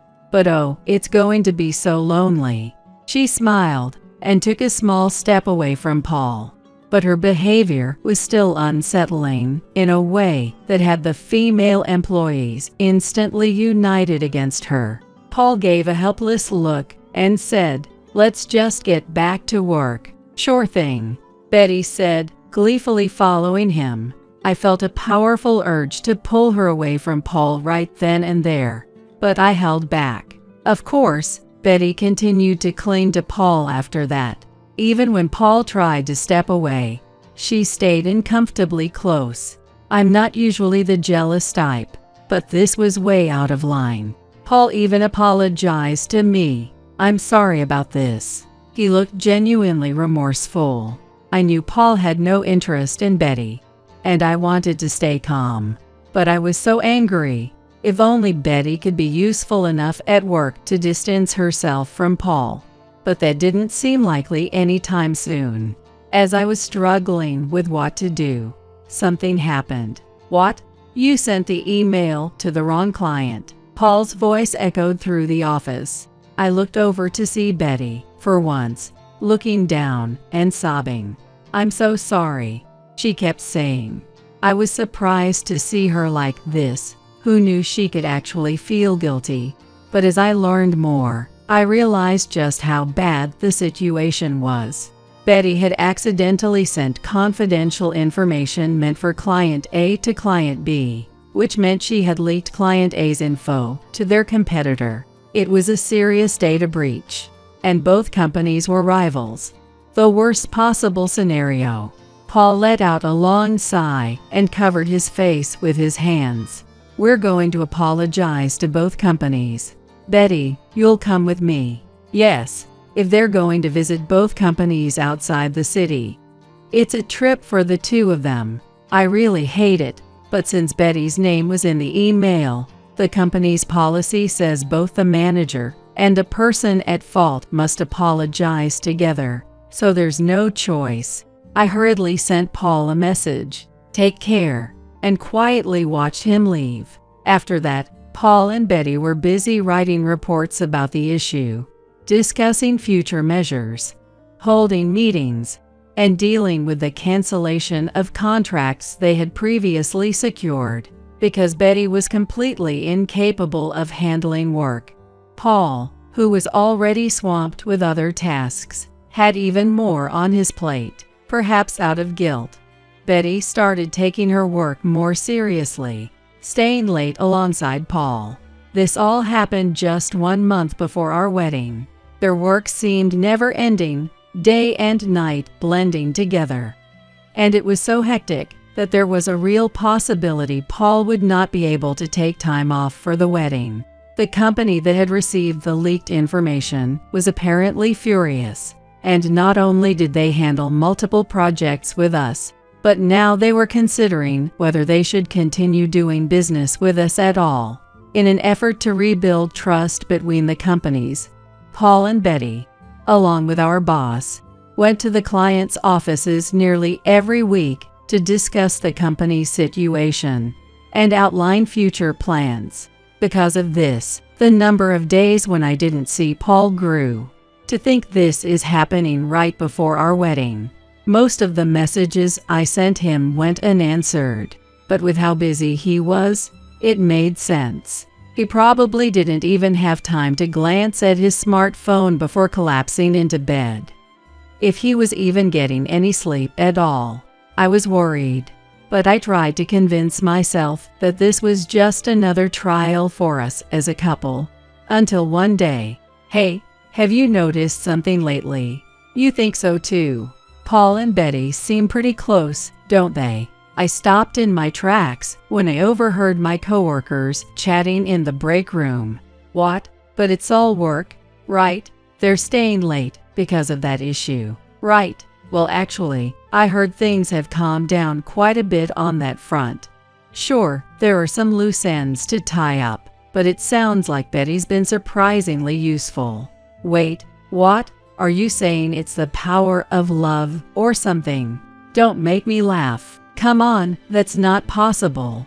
Carl and Karen are getting married the day after tomorrow. Yay, you're right. You've been watching too many cheating dramas. Maybe have a little more faith in people. They laughed again, but I couldn't laugh at all. Everyone knew Paul and Betty had been busy. That much was true. There was no time for an affair. Or so I thought. But when you spend that much time alone with someone, it does make you wonder. I had never questioned it before, but hearing my coworker's words made me look at everything in a different light. Paul and Betty were out on a business trip again today. There were official records showing their meetings with the client. So it wasn't a lie, and there were traces of communication between the client and our company, confirming the interactions. So, no, it really wasn't a lie. Paul was going to make it to the wedding, but there was a dinner with the client the night before, so he wouldn't be back until the day of the wedding. Is this really true? I wanted to trust Paul, but the anxiety wouldn't go away. It must have been affecting me emotionally. I ended up falling sick. I felt childish, but I couldn't focus on my work. I ended up leaving work early the day before the wedding. And then the wedding day arrived. Paul and Betty arrived at the venue together in the same taxi. I blurted out, Paul, looking completely unbothered. Oh, I just came along since we were headed to the same place. Casually replied. I mean, it's not a weird thing. But after overhearing that conversation in the break room, it just doesn't sit right with me. I started thinking I shouldn't have invited Betty to the wedding at all. But then again, the company basically forced us to invite everyone, so there wasn't much I could do about it. Paul wanted to take a shower, so we hurried to ask the venue if we could use one of the hotel rooms attached to the place. After freshening up, Paul changed into his tuxedo, and I got my makeup done, and we both rushed off to greet the guests. It was non-stop. Before we knew it, the entire day had passed, and we barely had a moment to talk. I'm exhausted. Paul dove into the bed the moment we got home after the reception and the after party. You really worked hard today. It was quite the event, I said to him, and Paul replied, Yay, seriously, still with his face buried in the bed. Yep, that's the Paul I know. That strange conversation between my coworkers, it's probably just rumors after all. So I decided to bring it up lightly. The other day, I heard some coworkers talking about something weird. Weird? Paul glanced over at me. Yeah, they were saying there's something going on between you and Betty. I was shocked. I mean, of course, that's not true, right? I laughed, but Paul's expression suddenly tightened with a nervous look. That reaction felt off. Oh my God. And I instinctively muttered. Paul quickly followed up. No, I was just so surprised by such an unexpected thing. He laughed awkwardly. Then, he changed the topic. It's not strange to be caught off guard by something unexpected. But why did it seem like he was momentarily speechless because he got caught? I want to believe Paul, but my gut is telling me something's wrong. The next day, Carl, who had worked tirelessly up until the wedding, was finally taking some days off. As he saw me off with a strained smile, I couldn't quite return a natural smile either. I couldn't stop thinking about yesterday. It was bugging me as I went into work. Hey, Karen, have you heard anything from Betty today? Tom asked me. About what? Well, she hasn't shown up yet, and it's almost starting time. Oh, actually, it's past time now. What? At first, Betty used to arrive just on time or even late sometimes. But ever since that incident, she'd been making sure to show up early, starting work before the shift even began. Do you think it's an unexcused absence? That's a problem, Tom said, clearly concerned. Yay, it really is. I was about to agree. but a terrible feeling washed over me. Paul had the day off, and now Betty was absent without notice. Can I really call that just a coincidence? Sorry, could I maybe leave early today, even just during lunch? Is something wrong? It's just, I couldn't exactly tell him I had a bad feeling and needed to leave because of that.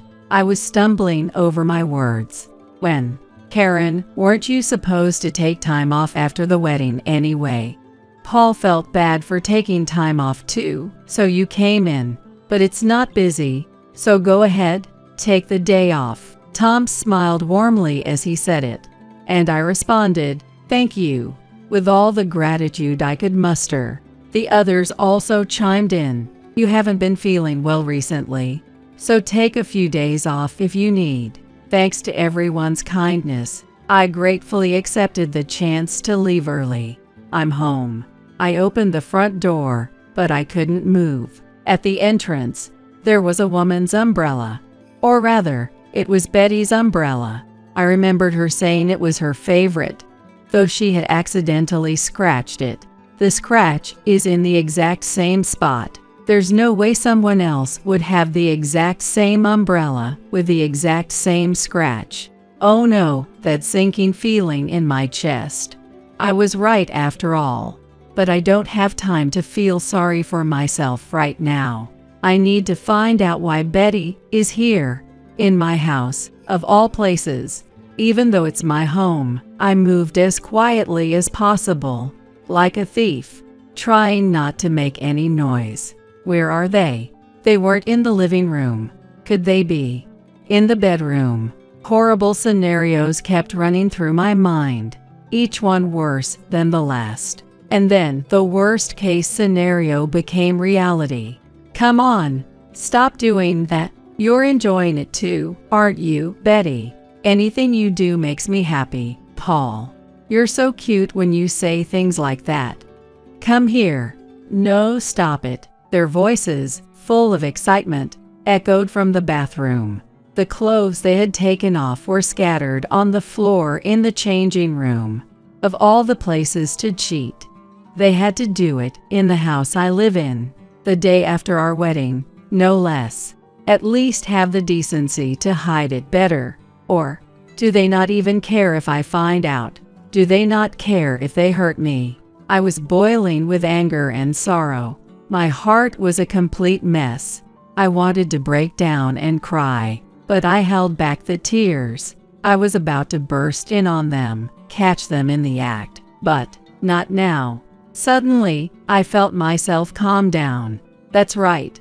If they're going to do something this terrible to me, then they deserve the worst. I can't be the only one suffering here. That wouldn't be fair.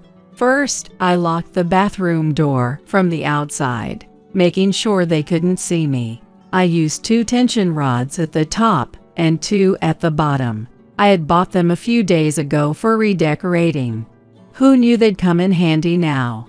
I want to thank myself for buying them. Then I locked the door to the changing room as well, so even if they managed to get out of the shower, they wouldn't be able to leave the changing room. And then I just left them there. Paul. Even from a distance, I could hear Betty's voice. She sounded panicked, yelling as loudly as she could.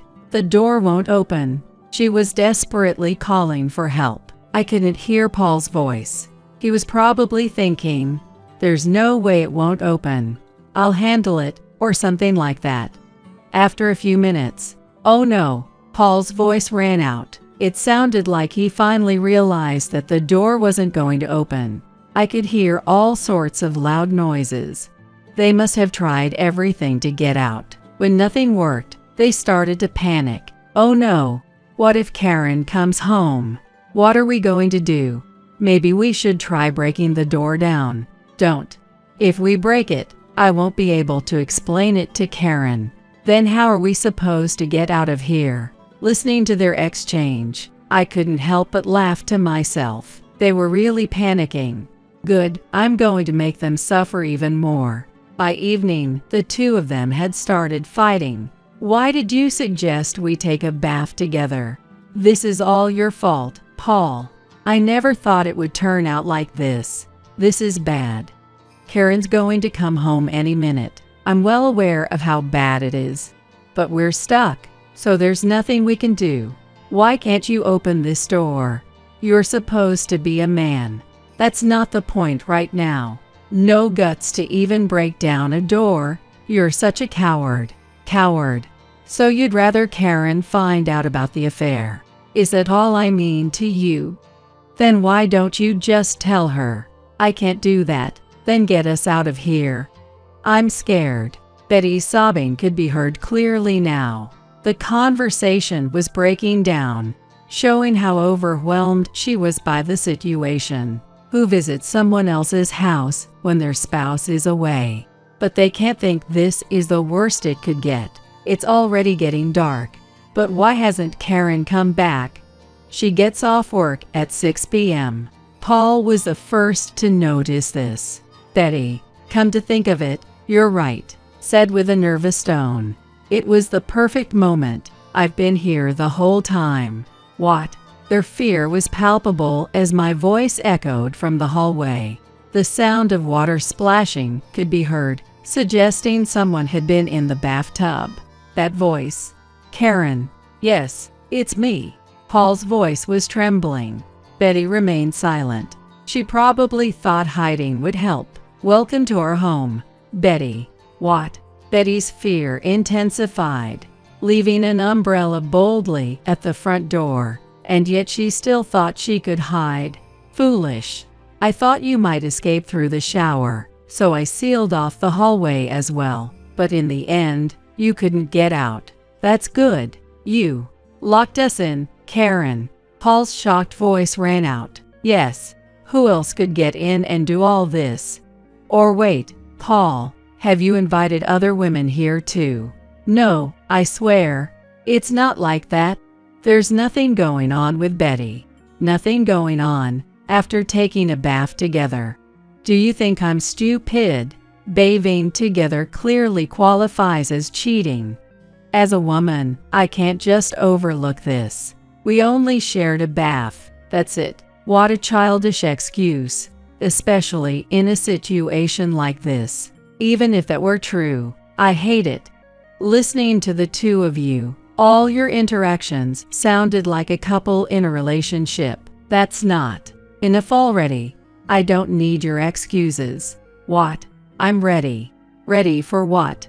Before Paul could finish his sentence, I opened the door to the shower room. Paul shouted in shock, and Betty scrambled to cover herself. Their faces turned ghostly pale immediately after. It was all so sudden, I couldn't get everyone but the people from our wedding. A lot of them showed up, didn't they? You can't be serious. Paul's despair was undeniable. As soon as I confirmed their affair, I contacted his company, my parents, and even his parents. Why would you? Paul said, his voice filled with dread. For the divorce party we're about to have, I said with a smile, watching Paul shake. Divorce party. Thank you all for gathering on such short notice. Now let's start the divorce party between me and Paul. Cheers erupted from the room as I made the announcement. Paul and Betty stood frozen, unable to process what was happening.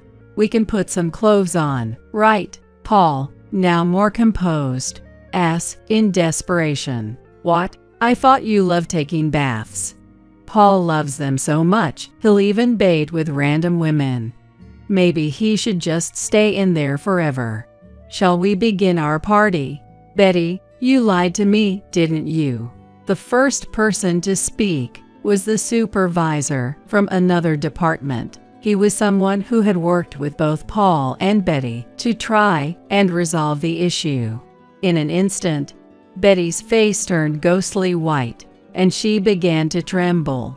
Henry, Betty whispered in a small, trembling voice. Henry, with a cold, menacing expression, said, You told me you loved me, didn't you?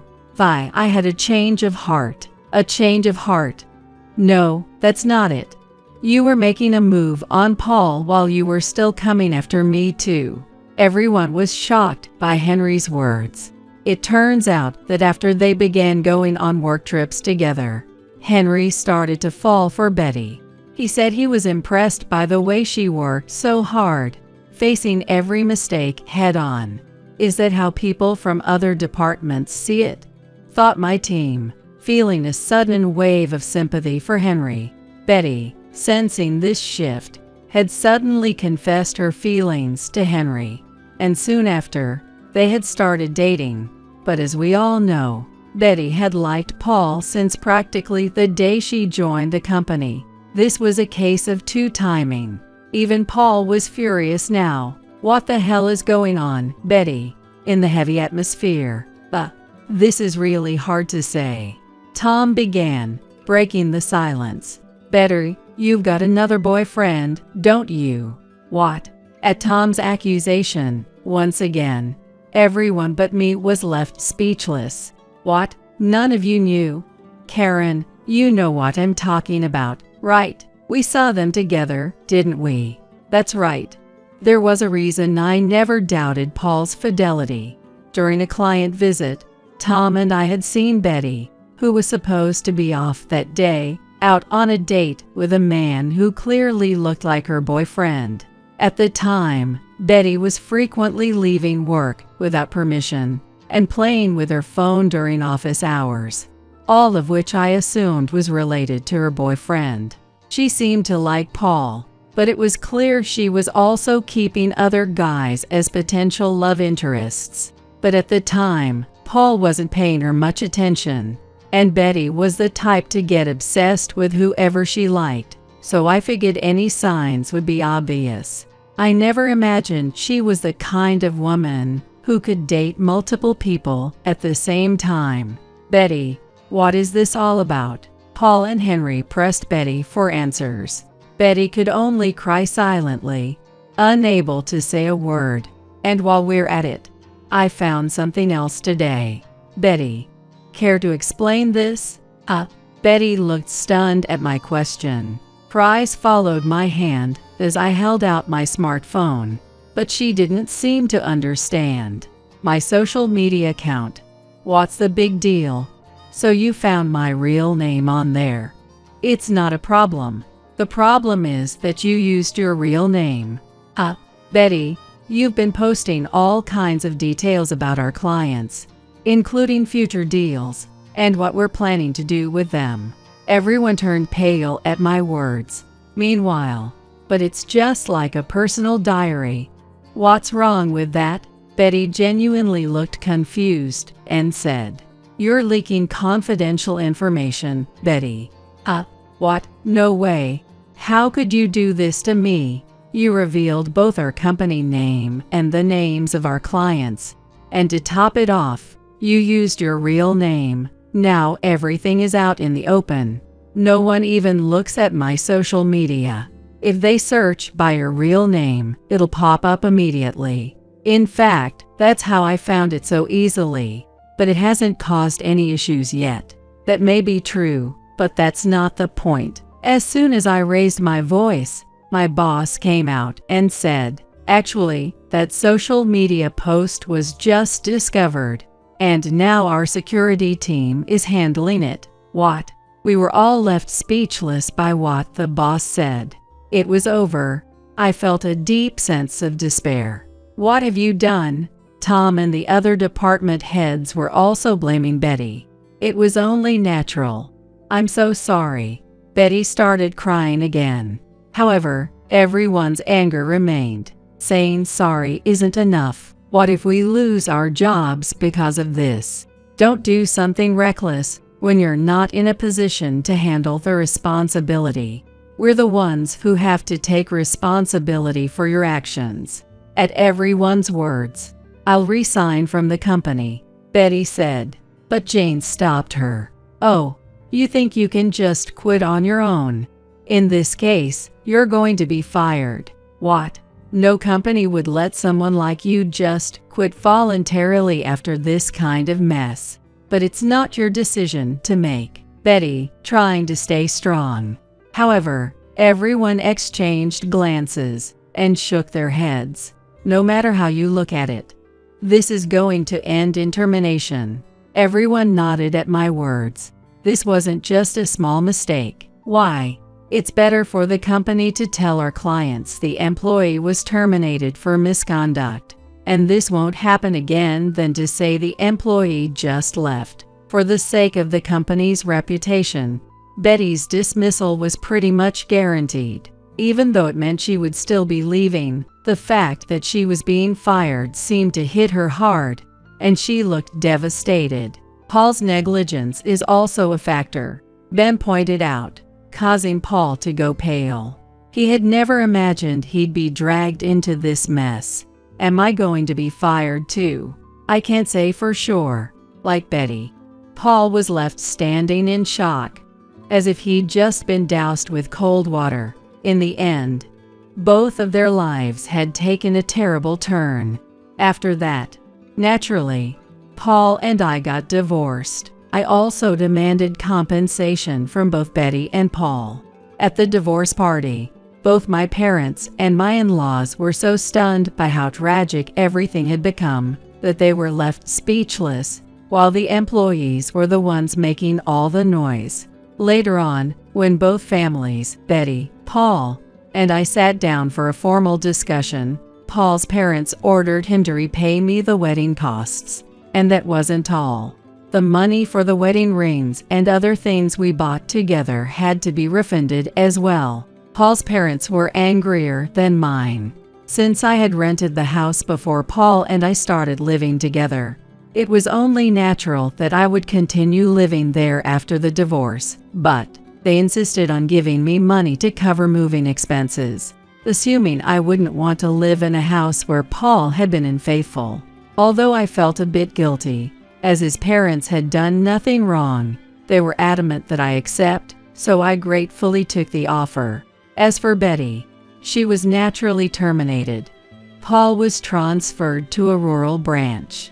His job now, filing paperwork, changing light bulbs, and cleaning the bathrooms. He wasn't given any real tasks. It was a dead-end position. A place where employees who caused problems were sent as punishment. It seems that he has to keep working to pay off the compensation he owes. Because the scandal was so big, people looked at him with cold eyes, and he spent his days feeling uncomfortable. He had fallen hard from being the star of the sales team. Even though he went through the trouble of getting a divorce, it looks like things didn't work out with Betty either, and they broke up. Affairs really do nothing but ruin people's lives. I learned that the hard way. Not that I would ever have the chance to do something like that. I thought about quitting my job, but my colleagues and my boss convinced me to stay. So I kept working at the company for a while. I had originally graduated from pastry school, so the desire to become a pastry chef started growing stronger inside me again. Back when I was job hunting, I couldn't get a single offer from any pastry companies, so I ended up taking this job. But now I was starting to feel like maybe I could get the right qualifications and open up my own bakery. After that, I threw myself back into studying pastries again, worked hard to get everything ready, and eventually switched careers to a pastry shop. I worked there for a while. And about a year ago, the owner praised the pudding I had made as a hobby and decided to sell it in the store. It turned out to be a huge hit, and this year, I'm opening my very own pudding specialty shop. Fortunately, the sister store of the shop I worked at runs a similar setup, so it wasn't as tough as starting from scratch. It's been a real blessing. At one point, I felt like Betty had thrown my life off track. But unexpectedly, I was able to achieve my dream much sooner than I thought. And now I'm happier than ever. No matter how old you are, it's never too late to start over. That's how I feel. Some of my old colleagues still come by my pudding shop. They've gone from being work buddies to real friends. And I want to keep nurturing those relationships.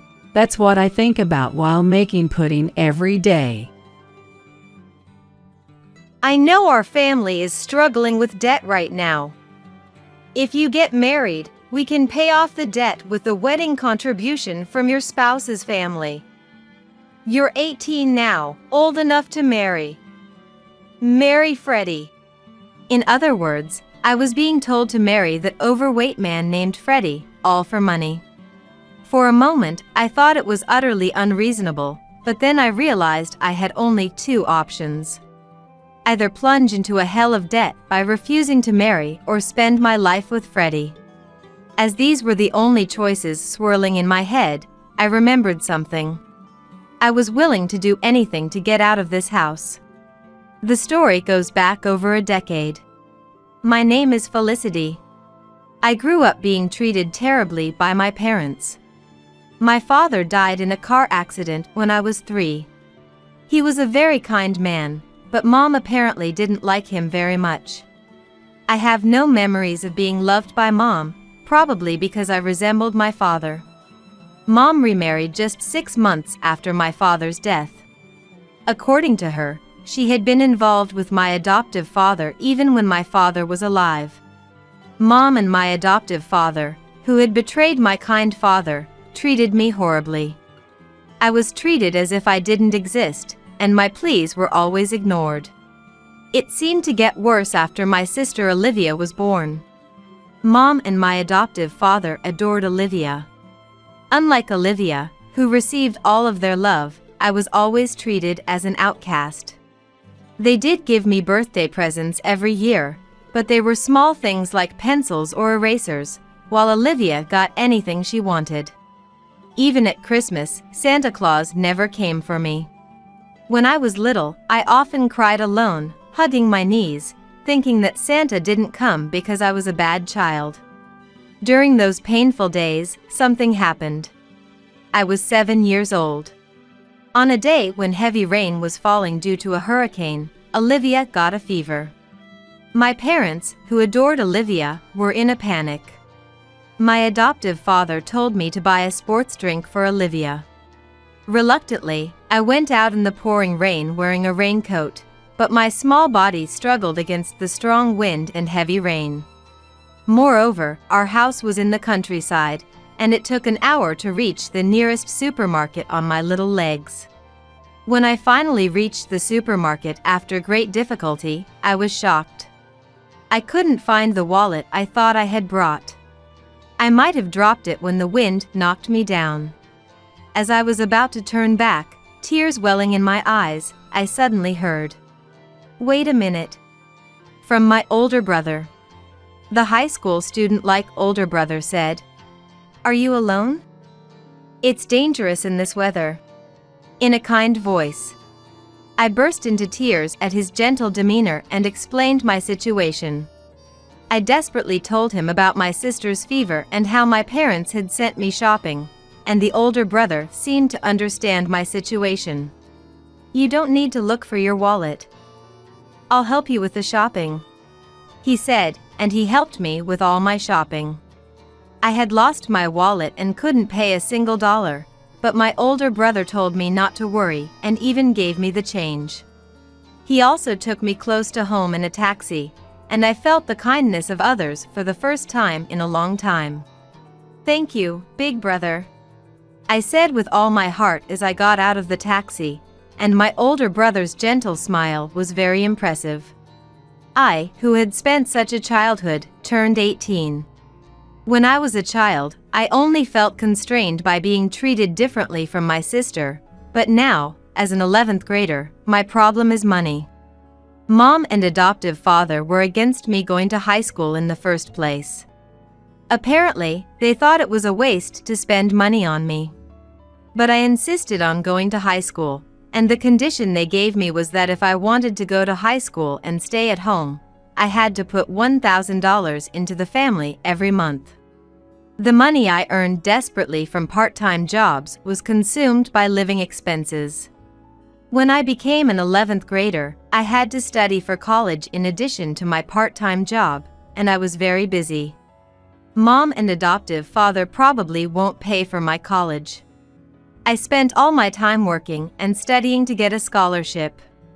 One day, Olivia, who had become an 8th grader, came home triumphantly and said to our parents, "Listen, listen! I got scouted by the entertainment industry." What Olivia put on the dining table was a business card from an entertainment production company I had never heard of. Mom and adoptive father said, "Olivia is cute, after all," and were delighted. "Olivia has a sparkle, so I thought something like this might happen. Keep it up, Olivia. Having a daughter as a celebrity is great. Way to go, Olivia. You're nothing like your big sister." Well, of course. I'm much, much cuter than my big sister. Olivia, raised by parents who had always looked down on me and praised Olivia, compared herself to me at every opportunity. This time, she arrogantly asked, "You think so too, don't you, big sister?" I replied, "Yes." Because arguing would undoubtedly lead to trouble. Olivia was supposed to have joined an entertainment agency, but months went by without any contact. The parents, who thought it was strange that they were being charged for lessons and membership fees, found out that the entertainment agency was a fraudulent group and had already disappeared. All that was left for the parents was a debt of $20,000.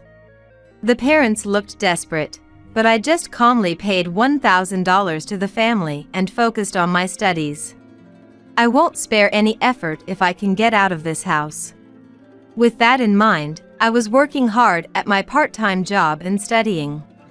A few weeks later, when I got home, I heard an unfamiliar voice from the living room. Wondering what it was, I was about to go up to my room on the 2nd floor when I heard adoptive father calling me from the living room.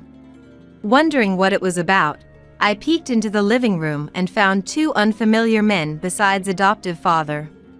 One was a man of the same age as adoptive father, and the other was a very fat man. As I was surprised by the size of the man sweating in the air-conditioned room, adoptive father introduced the 2.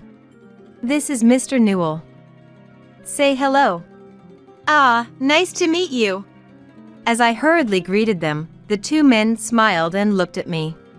Mr. Newell is a well-known large-scale landowner in this area, known to everyone.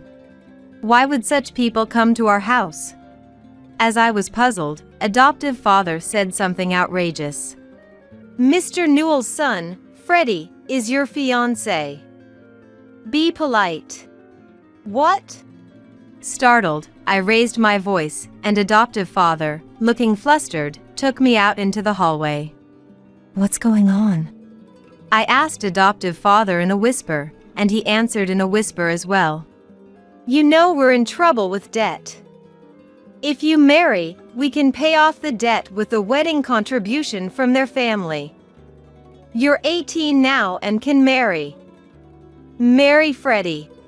In other words, I had to marry that fat man, Freddie, for money.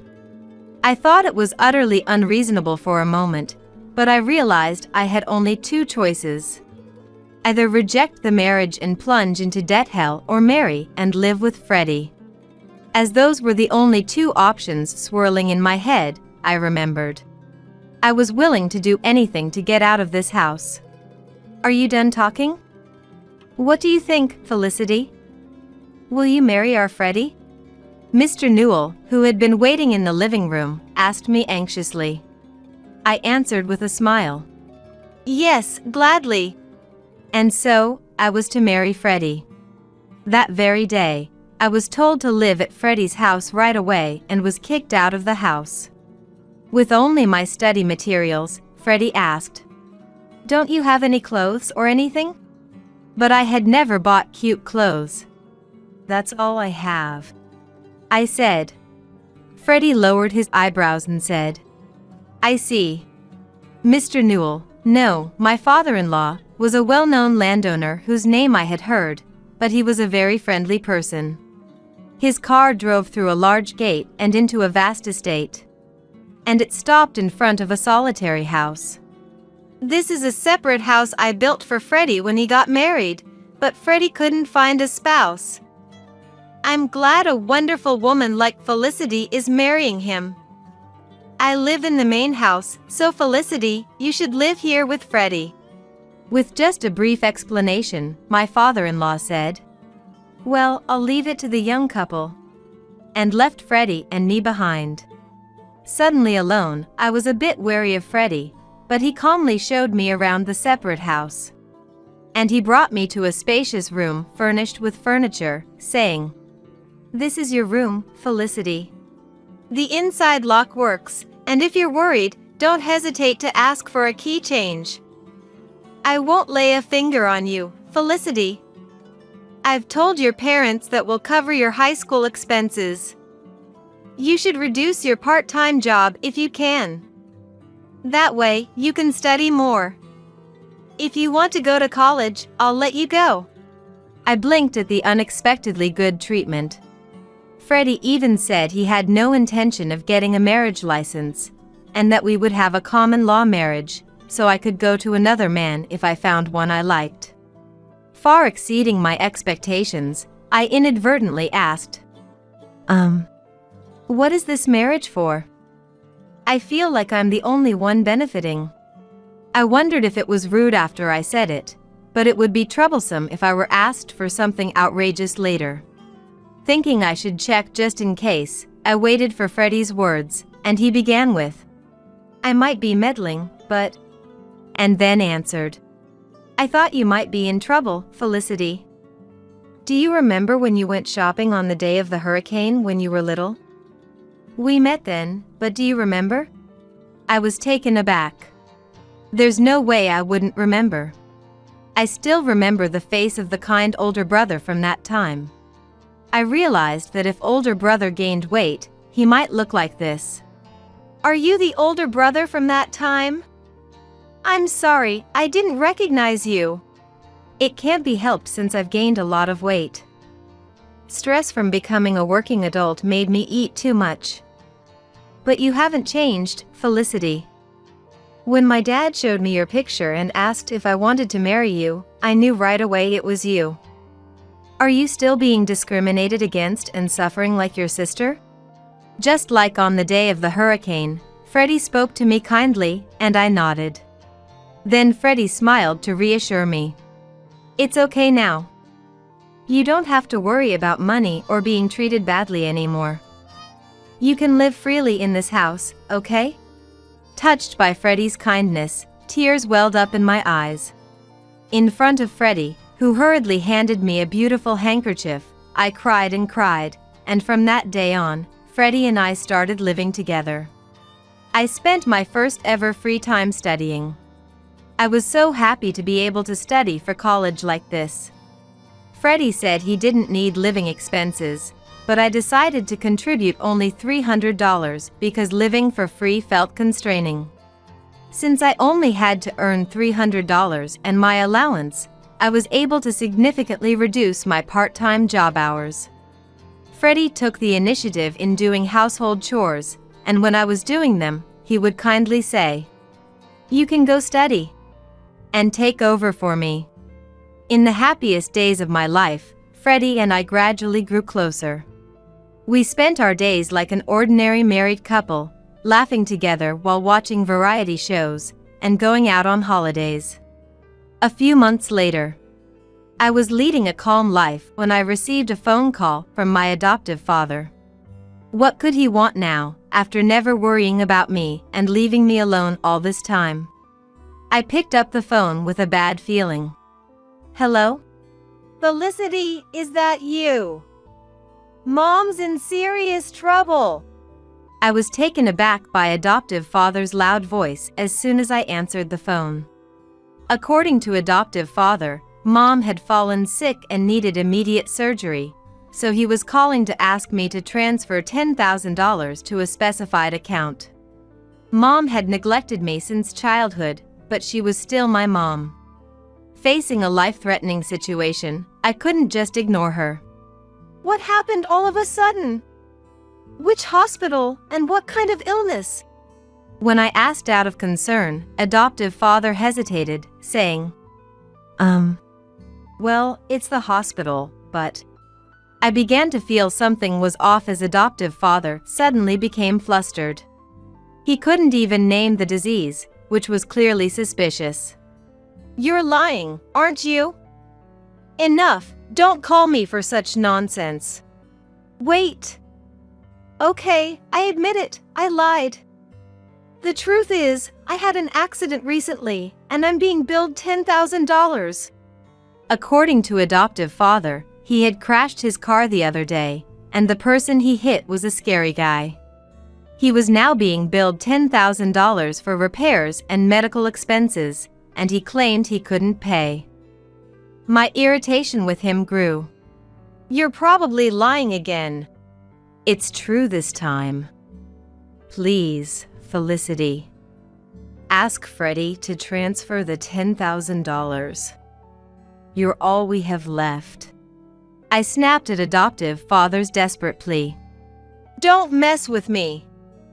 I can't believe you called after so long just to ask for money. Neither you nor Mom ever cared about me, not even once. And now you want me to help you? That's too convenient. No matter what you say, I have no intention of transferring the money. Goodbye." Ignoring adoptive father's plea to wait, I hung up the phone and blocked the numbers of adoptive father, Mom, and Olivia. A few weeks later, as I happened to pass by my family's house, I noticed it was vacant. A gossip-loving neighbor lady approached me, and from her, I learned that the story about hitting a scary guy's car was true. According to the neighbor lady, my parents and Olivia had secretly packed their bags and left the house at night. They must have fled and are likely living a hidden life now.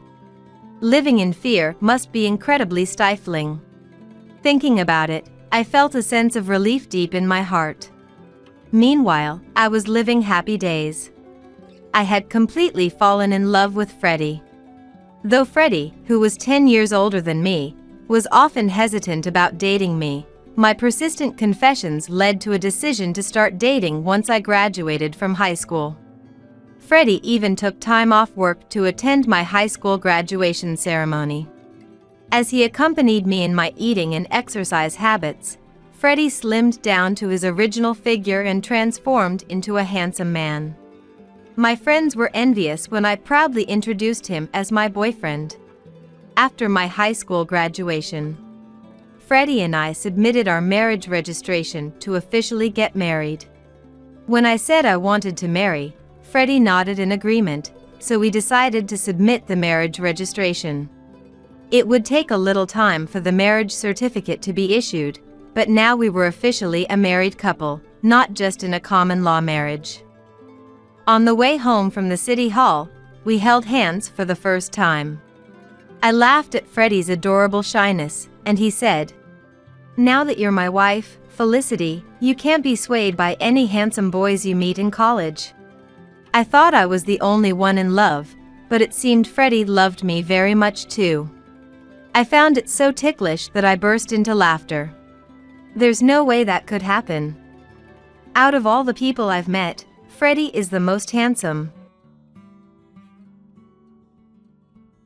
It all started after my daughter Brittany's piano recital when she was 5 years old. "I hate you, Mom. You're the worst, Brittany.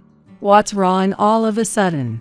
I was completely taken aback by Brittany's sudden change in attitude, especially after she had been in such a good mood earlier.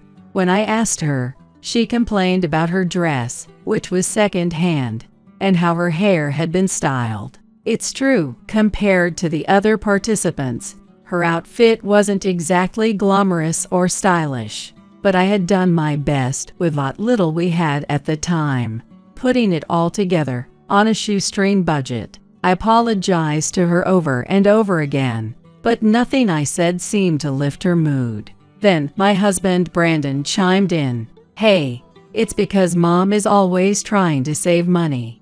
He took Brittany's side, joining in on blaming me. For the next 9 years, I endured daily insults from both of them. There were times when she would say things like, "I wanted fish for dinner," and she would throw out the meal I had made right in front of me. Other times, Brandon would criticize my cleaning or laundry, saying it was sloppier than usual, and I wasn't allowed to go to bed until I fixed it. Brittany, on the other hand, would lash out, furious because I forgot to bring something she needed, making her embarrassed at school. She constantly demanded clothes and accessories that stood out more than everyone else's, which made our financial situation even harder. Still, I put up with it, thinking I was doing it for the sake of my family's happiness. But that illusion shattered completely one day. I can't build a warm, loving home anymore. I had finally come to that realization and told the two of them I wanted a divorce. To be honest, a small part of me hoped, at least at the end, that they might try to stop me from leaving. But their responses were, "Get out of here already, you useless woman. Wait, where's our thank you for everything?" The cruel words were more than I could handle, and I found myself speechless. "Thank you, really? I'll never forget what you've done." What? Suddenly, we all heard a voice from behind us, and everyone turned in shock. The voice belonged to someone I cared about deeply. "My name is Allison.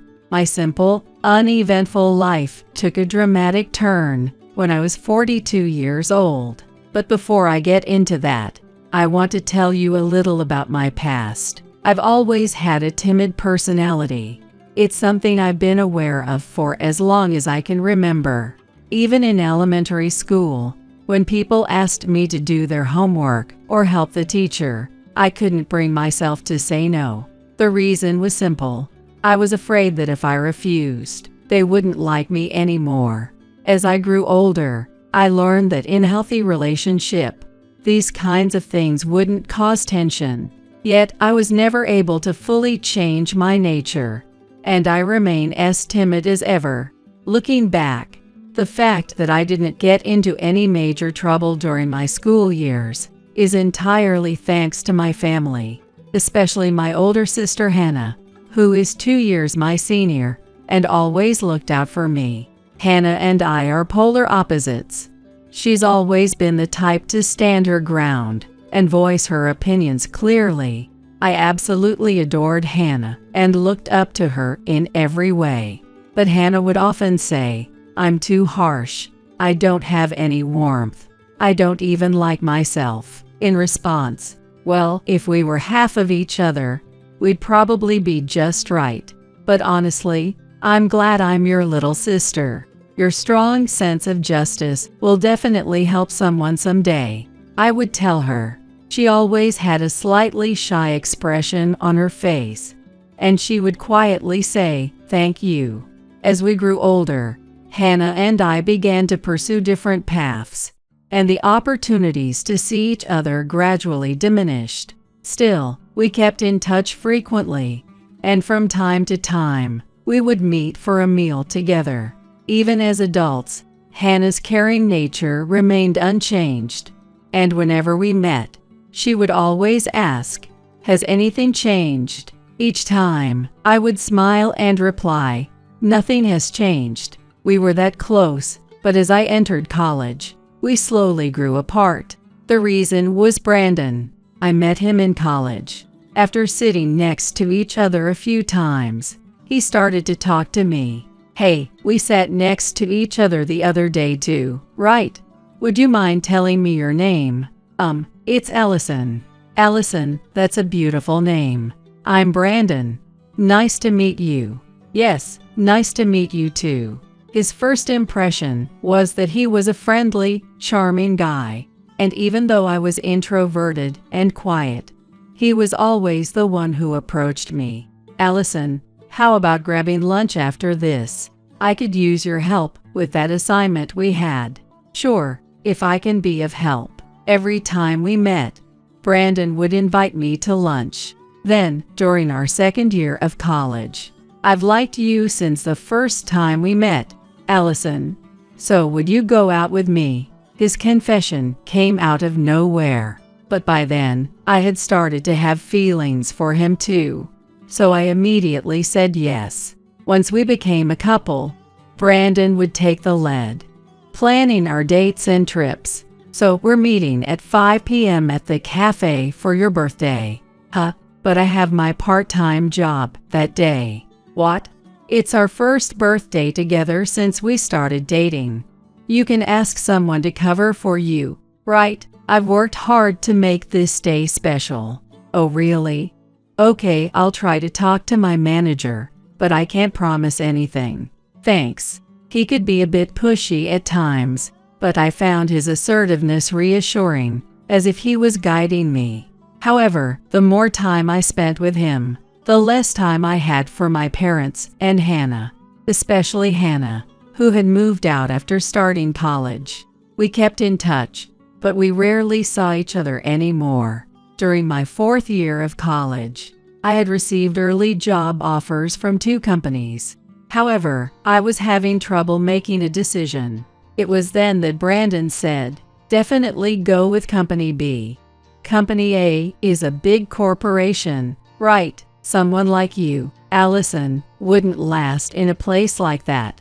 Company B is the only choice." Encouraged by Brandon, I chose Company B. To be honest, deep down, I was more attracted to Company A, but I couldn't shake the feeling that maybe I wasn't cut out for it. Perhaps Brandon sensed my hesitation and was trying to give me a push. In the spring of my 5th year as a working adult, "Allison, I want you to marry me." What? I've realized something since I started working. I need you, Allison. I don't want you just coming over to my apartment on the weekends. I want to be with you all the time. So will you marry me, Brandon? I'm so happy. Yes, I would love to spend the rest of my life with you. I accepted Brandon's proposal, and we happily got married. At that time, I was living at my parents' home. Brandon was living in the same apartment he had rented since his college days. Actually, ever since I graduated, Brandon had brought up the idea of living together multiple times, but my family, especially Hannah, was strongly against it. The reason was simple. If I commuted to work from Brandon's apartment, my travel time would double. If you're going to waste time commuting, you'd be better off working overtime, or find a place to live somewhere halfway between your jobs. Those are your 2 choices. After listening to Hannah's advice, I realized she was right. So I decided I would either turn down the idea of living together or suggest moving somewhere else. Besides, I thought that if we had enough trust between us, something like this wouldn't ruin our relationship. But in reality, Brandon kept pushing the idea. If I love Allison this much, doesn't she feel the same? Why is Hannah's opinion more important than mine? He would say things like that, sounding almost jealous. So I suggested moving to a new place, but Brandon shot it down right away, saying he was too busy with his new job training and business dinners. He kept telling me how much he loved me and how he wanted to be with me all the time. That's why he seemed upset that I wasn't more enthusiastic about living together. Honestly, there were moments when I thought maybe we should just live together after all. But then Hannah's words stuck with me. If refusing to live together makes him want to break up, he wasn't the one for you anyway. Besides, you already decided you didn't want to, didn't you? Thanks to her, I didn't have to suppress my feelings back then. The compromise we reached was that we would live together only on weekends. Even though Brandon had been living on his own for years, he wasn't good at cooking or laundry, so I would often bring homemade food or take his laundry back home to wash for him. Brandon was always really grateful and would give me massages or treat me to a nice meal in return. And when it was time for me to leave, he'd always say he didn't want me to go and get all clingy. I found that side of Brandon to be so endearing. So when he proposed, I was beyond happy, like I was walking on air. We'd been together for so long that I thought nothing but a smooth, happy life awaited us. But by the 3rd year of our marriage, after I became pregnant with Brittany, Brandon completely changed. Now that we're having a baby, obviously you'll have to quit your job. Who's going to take care of Brittany and do the housework? If you go back to work, well, we could split the work between us. Oh, so you're just trying to dump all the housework and childcare on me so you can take it easy. I'm not like you, Allison. My company actually expects things from me. If you've got a problem, you can talk once you're earning as much as I do. The company I worked for, Company B, had a great work-life balance and offered generous leave policies. The salary wasn't as high as Brandon's, but the work environment was excellent, with great colleagues and supportive supervisors. That's why I wanted to continue working after the baby was born. And I told Brandon that, but he didn't understand. In fact, while I was still in the hospital after giving birth, Brandon called my company and told them I was quitting. I couldn't suppress my shock and confusion at Brandon's outrageous behavior. So as soon as I got out of the hospital, I confronted him. Why did you do something like that without even asking me? I hadn't decided to quit my job yet, but Brandon, as if he had done it for my sake, replied bluntly, "Why?" "Because there's no way Allison can juggle both raising a kid and working at the same time. You're not exactly the type you could tell your boss, 'I quit,' either, are you? So I went ahead and did it for you." In a way, his opinion wasn't entirely wrong. Even before I got pregnant with Brittany, I had struggled to balance work and taking care of the house. But still, shouldn't we discuss these things and respect each other's opinions? We're a couple, after all. Come on, marriage means we're family, right? Why would you need to tiptoe around family? Plus, we're about to be parents, aren't we? The most important thing is to think about Brittany's happiness. That's why I made the best decision for both you and Brittany. You get that, don't you? Although there were parts of Brandon's explanation that didn't sit well with me, I couldn't argue back when he mentioned my own shortcomings and brought up our unborn daughter, Brittany. In the end, I chose the path he wanted, becoming a housewife. Of course, right after giving birth, I still felt attached to my job, but that feeling gradually faded as I became consumed by the day-to-day tasks of caring for our home and Brittany.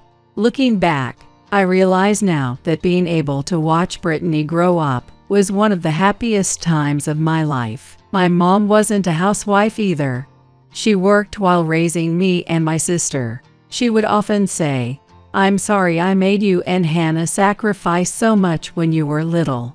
Of course, neither of us ever felt that way toward her.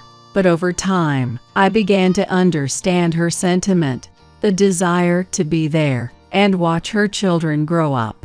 Time spent with your young child passes in the blink of an eye, and it's incredibly precious.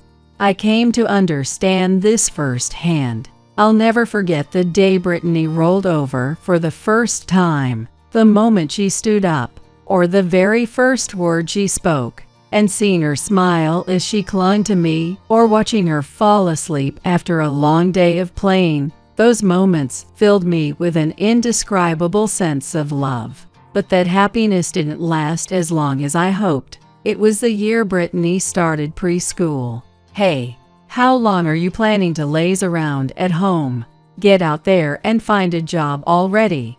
Brandon suddenly changed his tune and started insisting that I go back to work. There were several reasons for this shift, but the main one was that we were considering buying a new house.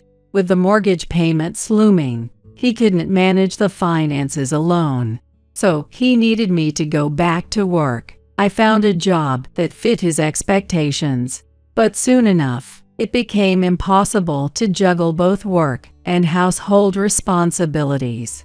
So I once again approached Brandon, asking if we could share the load of housework and raising Brittany. But his answer was a firm no. Housework and raising Brittany, that's your job, isn't it? I'll help with preschool events, but everything else, you handle it. You're Brittany's mom, after all. That's true, but you're her dad. Couldn't you help out just a little more? Look, I already said I'm going to attend the event, didn't I? I'm even taking time off from work for Brittany's sake. So what else do you want? You really need to start acting like a proper mom. I had so many things I wanted to say back, but I couldn't muster the courage. Brandon worked hard for the family. He even took time off work for us. He was planning for the future of our family, even thinking about buying a house. I felt like wanting anything more would be selfish, so I ended up saying nothing. True to his word, he rarely missed any preschool events for Brittany. The other parents and teachers always praised him, calling him a wonderful dad, which always put him in a good mood. At these events, he treated me kindly, acting like we were the perfect couple. But the moment we got home, why is dinner takeout? You're wasting money again. I'm sorry, I was busy with the preparations for the preschool Christmas party today. Well, you could have prepared earlier. You've known about this for a while. You're such a useless person. It was like dealing with a completely different person. This cycle kept repeating. And what hurt even more was that, over time, Brittany had started to mirror his behavior. The first time I noticed it was after Brittany's first piano recital when she was 5. At the recital, she was all smiles, showing affection towards me. But as soon as we got home, her face clouded over. Why wasn't my dress cute at all? And my hair wasn't nice either. Brittany, what's going on all of a sudden? My friends looked like princesses, so why was I the only one who didn't? It's so unfair. I hate you, Mom. The dress she wore that day had been a second-hand one from a friend's daughter. I had styled her hair myself too. Apparently, she wasn't happy with it. It's Mom's fault. Don't worry, Brittany. Dad will buy you whatever you want next time. So cheer up, okay? Really?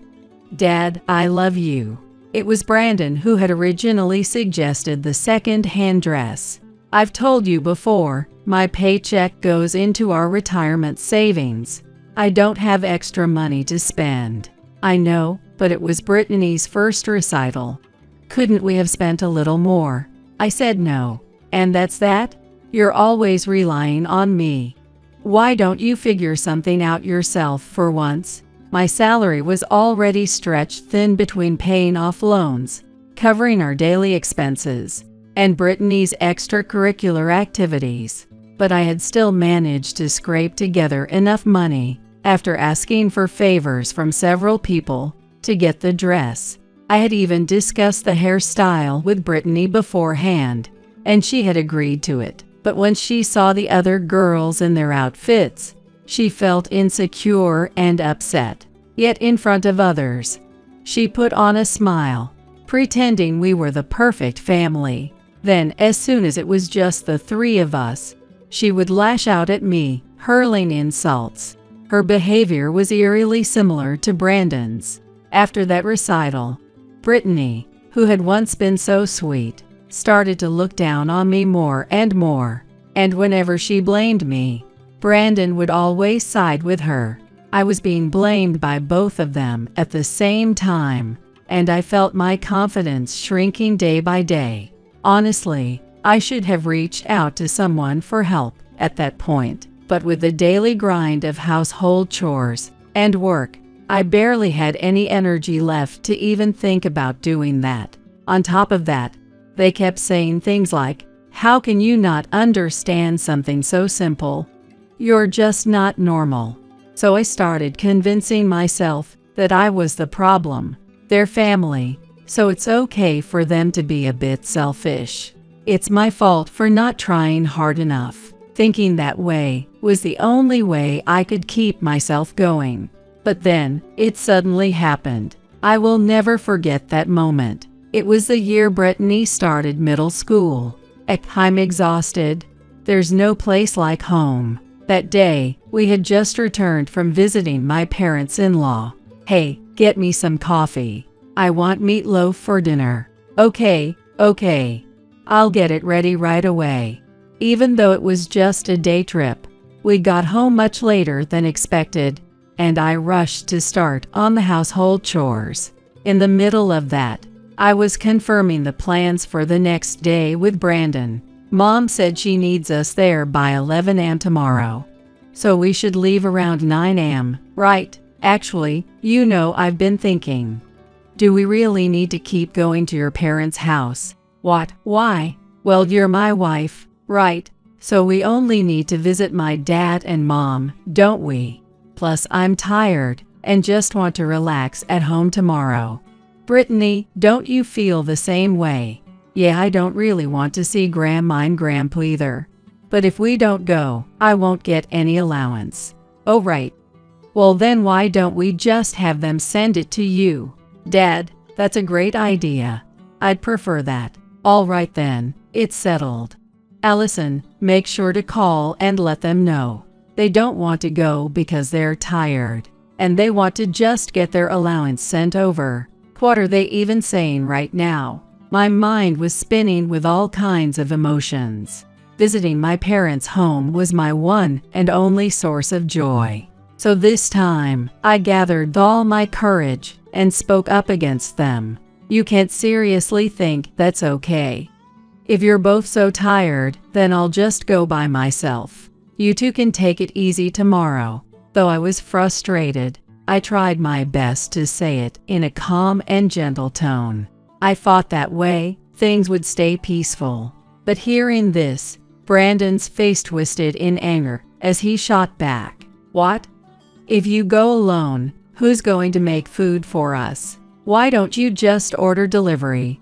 If you don't like that idea, I can make tomorrow's meals in advance, and you can just heat them up. For 12 years since Brittany was born, Brandon had insisted we couldn't use takeout or delivery because of the mortgage payments, so I had silently cooked for the family. But just this once, I wanted to make an exception. Visiting my parents' home was non-negotiable. We were supposed to be a family that trusted each other. Surely, he could grant me this one wish after 12 years, right? For some reason, I thought that at the time. But instead of a compromise, or even an argument, what I got in return was a heavy, sharp slap across my face. I was so shocked by Brandon's action, something I had never even imagined, that my mind went completely blank. Don't get cocky. Who do you think makes this life possible for you? Hurry up and do what I told you to do. The shock left me speechless. I quietly nodded and continued with the chores in silence. Wow, that looks painful. Your cheek is so red. Seeing my swollen, reddened cheek, Brittany just looked surprised and laughed. Meanwhile, Brandon sat on the couch with her, drinking and continuing to talk badly about me, as if nothing had happened. I stayed quiet, going through the motions of my chores, but my mind was fixated on one thing: the possibility of divorce. No matter how cruel the words were that he threw at me, I could endure because I felt like they still needed me. If people said I was out of touch, I convinced myself that it was just my timid nature making me different from everyone else. As long as my family could live happily, I believed it was all worth it. But physical violence, that was a line that could never be crossed. No matter the reason, it was something that should never be done, something that could never be justified. My parents and Hannah had always taught me not only that they loved me, but that I should never tolerate violence. Love cannot exist where violence is present. Violence can take a life away. No one who loves you could ever do something like that, my dad used to tell me over and over. And he always reminded me, if you ever feel like you're in danger, you need to leave and find help immediately. Awful words are one thing, But for someone to actually do this, there's no way I can ever build a warm home with him again. There was no more doubt left in my heart. From that day forward, my life changed completely. How would I save up money for a new life? Where would I move to? What about a job? There were so many questions, but strangely, none of them felt like a burden.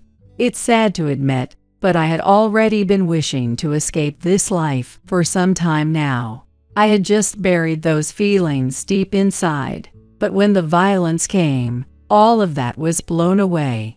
At the time, I was 42 years old, but I felt a rush of curiosity and drive, almost like a child again. Still, after nearly 20 years together with Brandon, and after giving birth to Brittany, I couldn't say that all my feelings for them were gone, especially because 2 years from then, Brittany would be going off to college. There were so many things to prepare for her: textbooks, application fees, tuition, uniforms. So I thought, if there was any way to reconcile, to make compromises for Brittany's future, I would try. But Brandon still treated me like nothing more than a convenient housekeeper, not even willing to sit down and have a conversation. And Brittany, she just echoed whatever Brandon said, never forming her own thoughts or opinions. Everything she said ended with, "Dad said." And that was the end of it. There's no point in trying anymore, is there? The little bit of attachment and sentiment I had left finally faded away.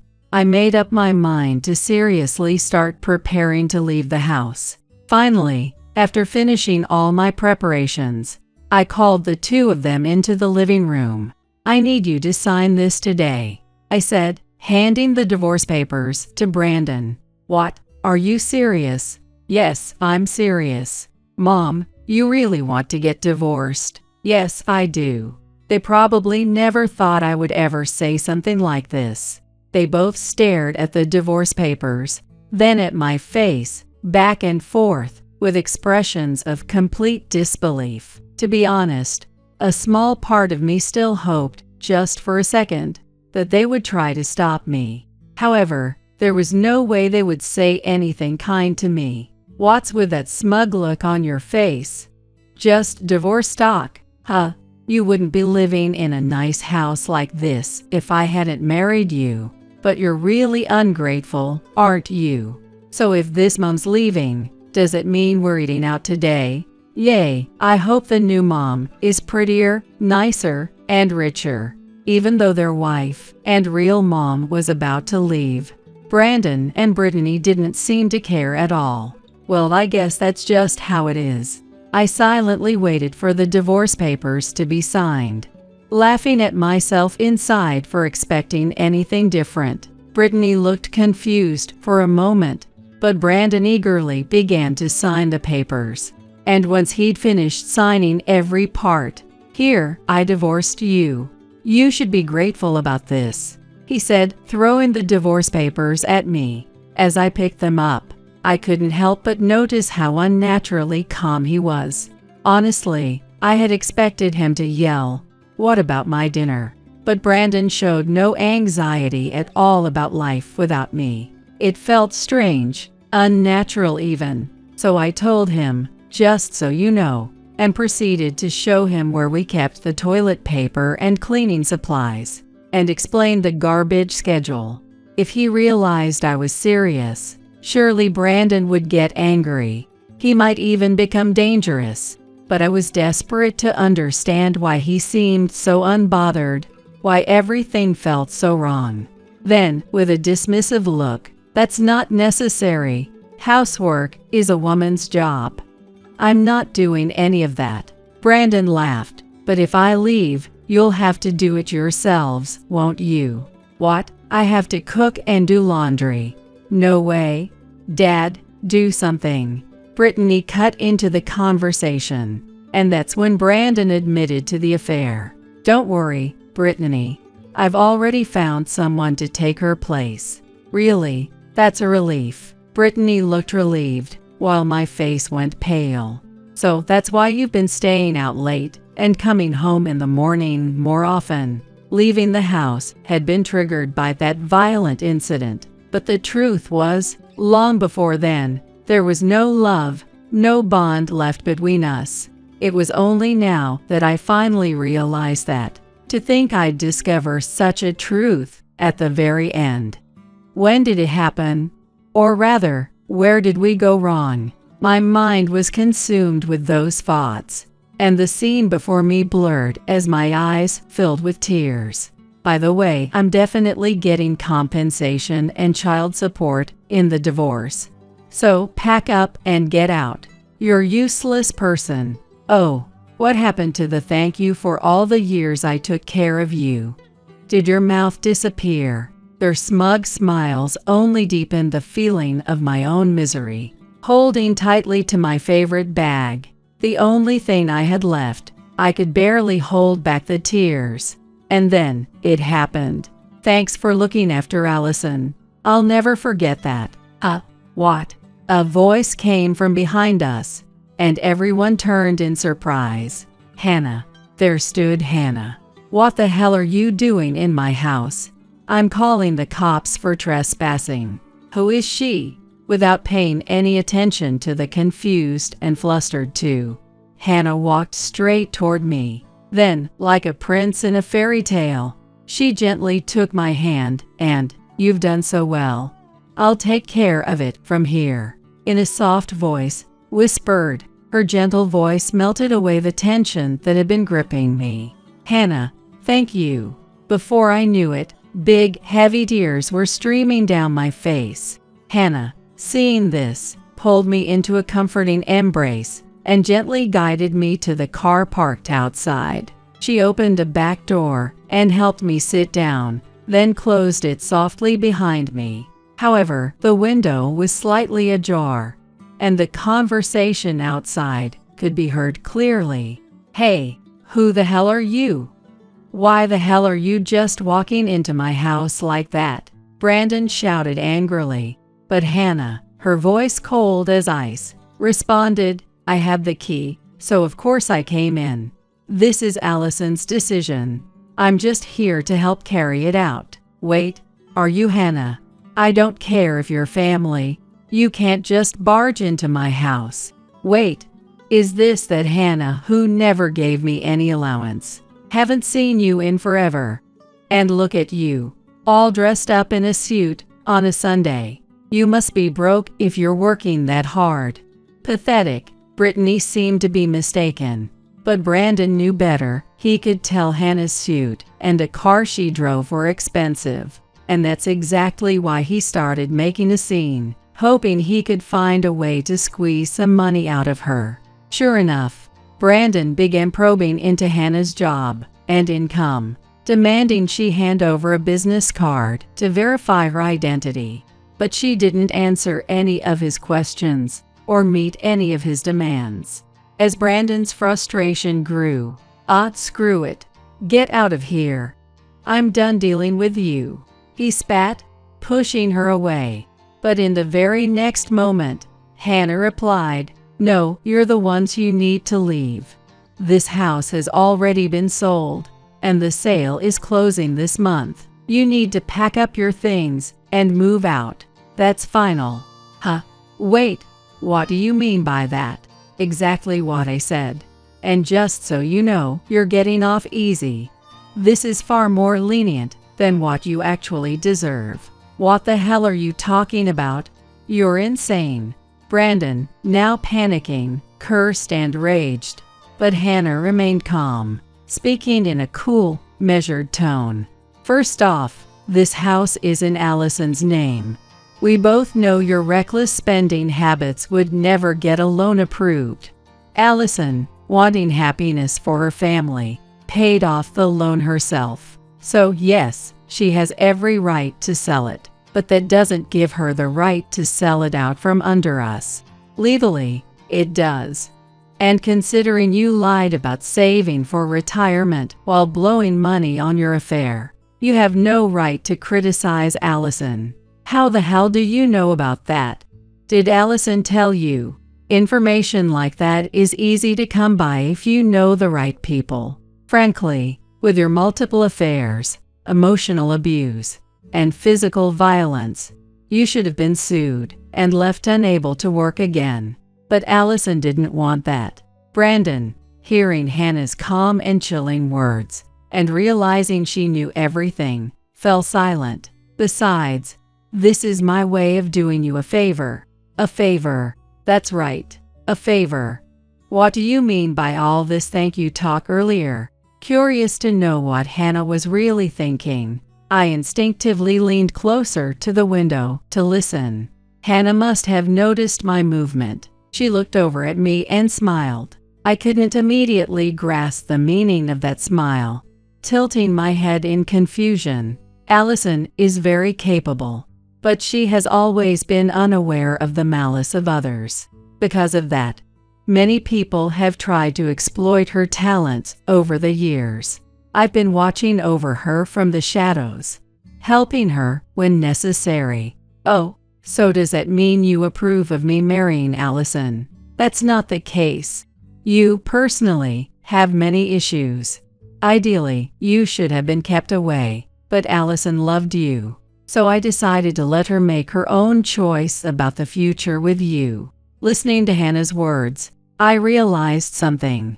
Looking back, I had always been saved by her. When my classmates in elementary school tried to push their homework onto me, and when I was forced to take on multiple clubs in middle and high school, it was always Hannah who gave me advice and helped me. But really, that wasn't the whole story.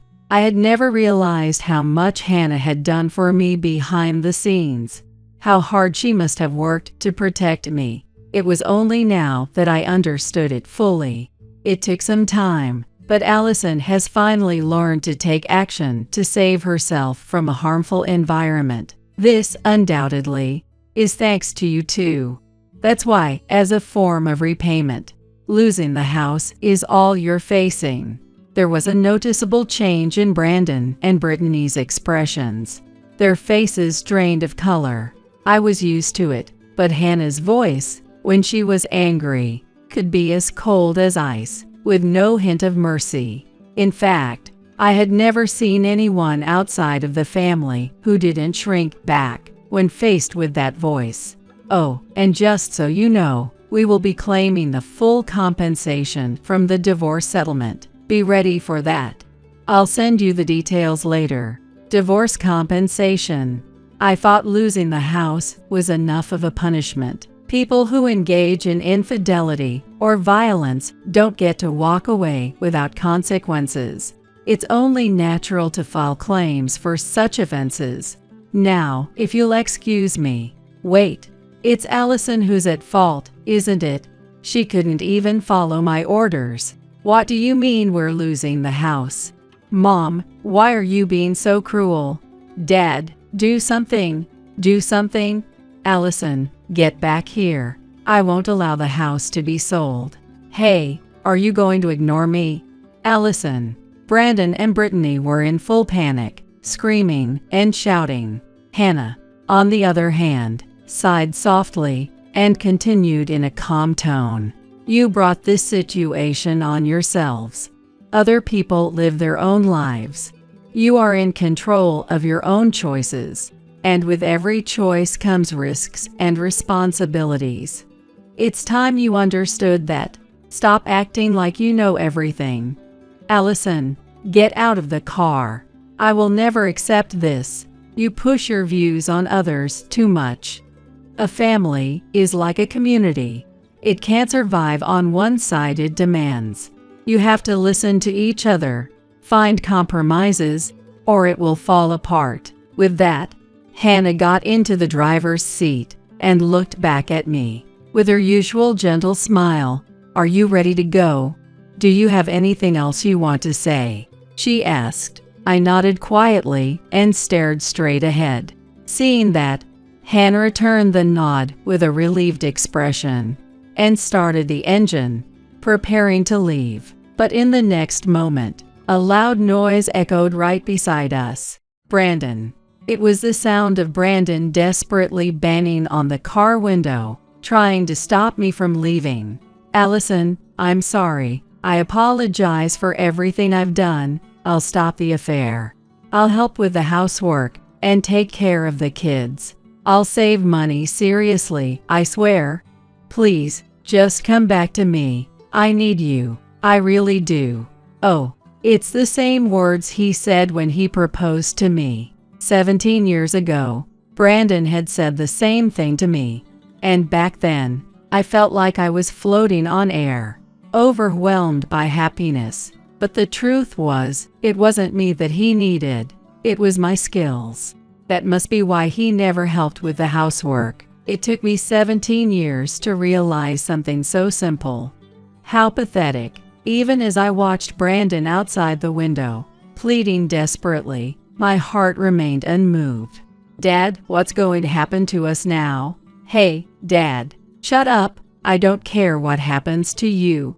Deal with it yourself." "What, Dad?" Brittany, who had been spoiled until now, stood frozen in shock at her dad's sudden outburst. Even so, she didn't try to stop me. Perhaps it was partly because of her personality, but Brittany had been completely influenced by Brandon's way of life. I took a deep breath, and through the small crack in the window, "I can't do this anymore. Goodbye," I answered clearly. At that moment, I heard Hannah chuckle softly. To me, it sounded like she was saying, "You're okay now," and that made me feel incredibly strong. Hannah closed the window in silence and drove away. Brandon, screaming something, desperately chased a car, and Brittany stood there, pale-faced, as their figures grew smaller and smaller. I whispered one more goodbye in my heart, but I think it was to the person I used to be. 10 years have passed since then. Right after that, I got a job at a company overseas, and I've been living in that country ever since. In my senior year of college, the company I didn't choose, A Corp, had overseas assignments. I wanted to take on that challenge, but at the time, I didn't have the courage or confidence. On top of that, I made a crucial life decision and let someone else make it for me. Looking back now, I regret how irresponsible that was. However, Hannah says that it's all part of life experience. Hannah is truly caring and so kind to me. I don't know what happened to Brandon or Brittany after that. The divorce settlement payments, which had been paid regularly, ended a year ago, and there's nothing connecting us anymore. To be honest, I can't even remember their faces, but maybe that's for the best, because now, next to me, is the person I want to spend the rest of my life with. "Allison, are you tired? Are you okay?" "I'm fine. It's just that I feel really happy." "What? Out of nowhere? You're embarrassing me." His name is Justin. He used to work at Company B, where I was employed as well. About 6 years ago, we happened to meet again at a work party. We ended up working together once after that, but it was only that one time. Still, I couldn't forget him. For the first time in my life, I sent him a text asking, "Would you like to have dinner with me?" Looking back, I always realized that I was passive when it came to love. I always ended up dating people who said they liked me or needed me. So every time I was dumped, it felt like I was being told I was no longer wanted, and it hurt deeply. But he was different. My feelings for him weren't passive or dependent. They came from a place of respect, admiration, and shared values that made me feel secure. Around him, I didn't need to pretend to be anyone else. With him, I decided to move forward as a family, together. My family was incredibly happy for me when I made that decision. As for why Hannah took care of me so much, to be honest, I was never told the exact reason. But once, after I moved overseas, she did say something. "If it weren't for you, I wouldn't be who I am today. You've always been my light." This is my way of repaying you." She said it like it was a joke in the end, but I was so happy to hear that I meant something special to her. I still keep in touch with Hannah regularly, but I don't think she'll ever ask, "Has anything changed?" again, because now I'm acting on my own will, standing beside the person I chose. No one told me to. This is the life I chose for myself. I want to live here with him. With that thought, I gently took Justin's hand. Justin, in return, squeezed my hand gently. Breaking away from an oppressive and closed-off environment is incredibly hard, but having the courage to take action is what matters. Through this experience, I felt that more strongly than ever, with Hannah's words in my heart. You are in control of your own life. I intend to keep moving forward, looking ahead. My name is Leah, and I'm 33 years old. A civil servant who works in a national administrative agency. Life's been a grind with a hectic schedule, but I'm doing what I've always wanted to do since my student days, so I'm pretty fulfilled. In my personal life, I've been living with my partner Huey for 5 years. We're not officially married, just a common law couple.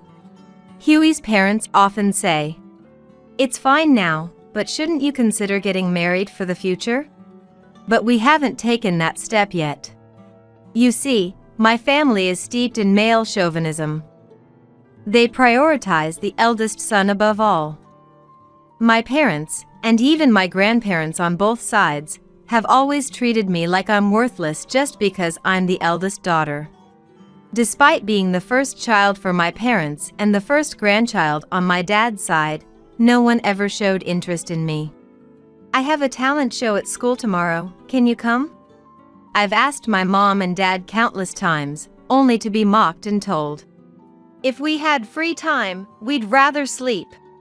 They would say, "You're really stupid if you don't understand that," and they'd just make fun of me. I remember feeling heartbroken seeing my friends' parents taking photos and videos during school events. Then, just before I started elementary school, my brother Miles was born. The joy from my parents and grandparents was overwhelming. Even my workaholic dad would rush home if mom texted, "Miles seems a bit feverish, maybe he's caught a cold." They'd both stay up all night taking care of him. So, when I started elementary school, neither of my parents even attended the orientation. They'd tell the school, "We're too busy with our son to care about our daughter." I was alone on my first day of school, watching other families take commemorative photos. Not just my parents, but my grandparents too, acted like Miles was the only grandchild that mattered. In particular, Miles' paternal grandparents, who lived with him, bought him everything he wanted and were happy to take him anywhere he wanted to go. Because of this upbringing, Miles grew up to be a selfish, arrogant person who looked down on everyone else, especially me. He'd often take my food or destroy my belongings for fun. And no one in the family would bat an eye. Once, he tore up a book I'd borrowed from a friend. When I scolded him, my family said, "It's just a book. You can replace it." That's exactly right. That's why girls are so troublesome. That's right. It's best for boys to be energetic. Miles is growing up wonderfully, they'd add, praising him without a hint of criticism. Miles would just smirk, showing no signs of remorse. This cycle had been ongoing since Miles was born. I grew up without feeling any warmth or love from anyone in my family. I had just one wish: to attend college as far away from home as possible, essentially cutting ties with my family. At home, my brother Miles was always in the way, or I'd get tasked with chores that interrupted my studies. So, I hid the books in libraries and empty classrooms after school. To cover college application fees and travel expenses for school tours and exams, I worked part-time at grocery stores. All that effort paid off, I got into a prestigious university. My parents and grandparents couldn't care less. If you want to go, go. But don't expect any help from us, they said. I saw that coming a mile away. I had already applied for every scholarship I could and planned to live in a dorm to minimize costs. Plus, I had my best friend Selena. We'd been friends since elementary school, and she and her parents knew all about my family situation. Selena's dad worked at the same company as mine, albeit in a different department. My dad's chauvinistic behavior was often a topic of discussion at his workplace. My mom and Selena's mom even went to the same school, and she told me my mom had similar domineering personalities like my dad. When Selena and I first became friends, her parents were worried. Friends with the daughter of that couple? But they warmed up to me after seeing how much Selena praised me and how I stood by her when she was being isolated by other girls in class. If it weren't for you, Leah, my school life would have been miserable. Thank you, Selena would say. But the truth is, I don't know what I would have done without her and her parents. They were the ones who kept me going. I was able to survive because of Selena, who laughed and said, Leah, you be you. And Selena's parents, who always offered a helping hand. Without them, I might have lost my way or given up on life altogether. As for college, Selena had already decided to attend a local university. I've got nothing to do until graduation, so let me help you, Leah, she said. She helped me with the nitty-gritty details of placement exam logistics, like booking hotels and flights. On the day I left for college, my family didn't bother to see me off. But Selena and her parents came to the airport. As we said our goodbyes, she handed me an envelope. This is a farewell gift from all of us. You'll need stuff for dorm life, right? Inside was $2,000. I tried to refuse, but she insisted. Take it. We'll always be friends, but I won't be able to help you like before, she said, tears in her eyes. I never touched that money during my college years. Holding on to that envelope reminded me of Selena and her family, giving me the strength to keep going. After graduating from university, I went on to graduate school, which was my dream. I passed the civil service exam and took my first steps into the working world. Selena and I kept in touch through texts, and she even visited me during family vacations. Selena ended up working as an administrative staff member at a local hospital after graduating from college. After 8 years, I returned to my hometown for the first time in 12 years. I was invited to a wedding by a doctor who worked at the same hospital as her and was getting married. During those 12 years, my maternal grandparents had passed away, but my paternal grandparents, who lived with us, were still healthy. My brother Miles had enrolled in a prestigious middle school, considered the most challenging in our area, the same year I went to college. My parents were proud, saying things like, Miles is just like me, so talented. We're excited for his future. Absolutely, we might even have to send him abroad for studies. But Miles, who was considered a child prodigy in elementary school, found himself among equally capable students in his new school. He was shocked when he scored average on his first exam. This can't be the real me. I'm better than this. Instead of putting in the effort, he blamed everyone else, teachers, classmates, the school, even timing, for his shortcomings. By the time he reached 9th grade, the school suggested he consider transferring, saying it would be less stressful for him. But both Miles and my parents too couldn't accept the reality due to their pride in Miles continued on to high school. As feared, he couldn't keep up and eventually dropped out. At that time, I was in grad school. My parents suddenly asked, Aren't there any schools there that Miles could get into? The more prestigious, the better. Of course, a school with tradition would be ideal for Miles. Don't you know any influential professors? I told them that was unrealistic. They accused me of being cold and heartless, but I maintained that what's impossible is impossible, and eventually, we lost contact. According to Selena, who had stayed in our hometown, my parents eventually enrolled Miles in an online high school. They made excuses like, "Our son is too exceptional for regular education. He would only attract jealousy and make life difficult for himself." Miles graduated from the online high school, went to a local college, and got a job at a subsidiary of my dad's company through my grandfather's influence. I met Miles again when I attended Selena's wedding. I had returned to my hometown 2 days before the wedding, at Selena's request. "I have something I want to talk about," she had said. I wasn't keen on visiting my parents, so I stayed at the hotel where the wedding was to take place. I spent some relaxing time with Selena, going to the spa and such. We were invited to dinner by Selena's parents, and it was at the hotel restaurant that I ran into Miles and my parents. They didn't recognize me at first. I guess that's understandable. When I lived at home, I was skinny and didn't have the luxury of caring about my appearance like other girls. It was only when my parents greeted Selena's parents that they realized I was their daughter. "Leah, is that you?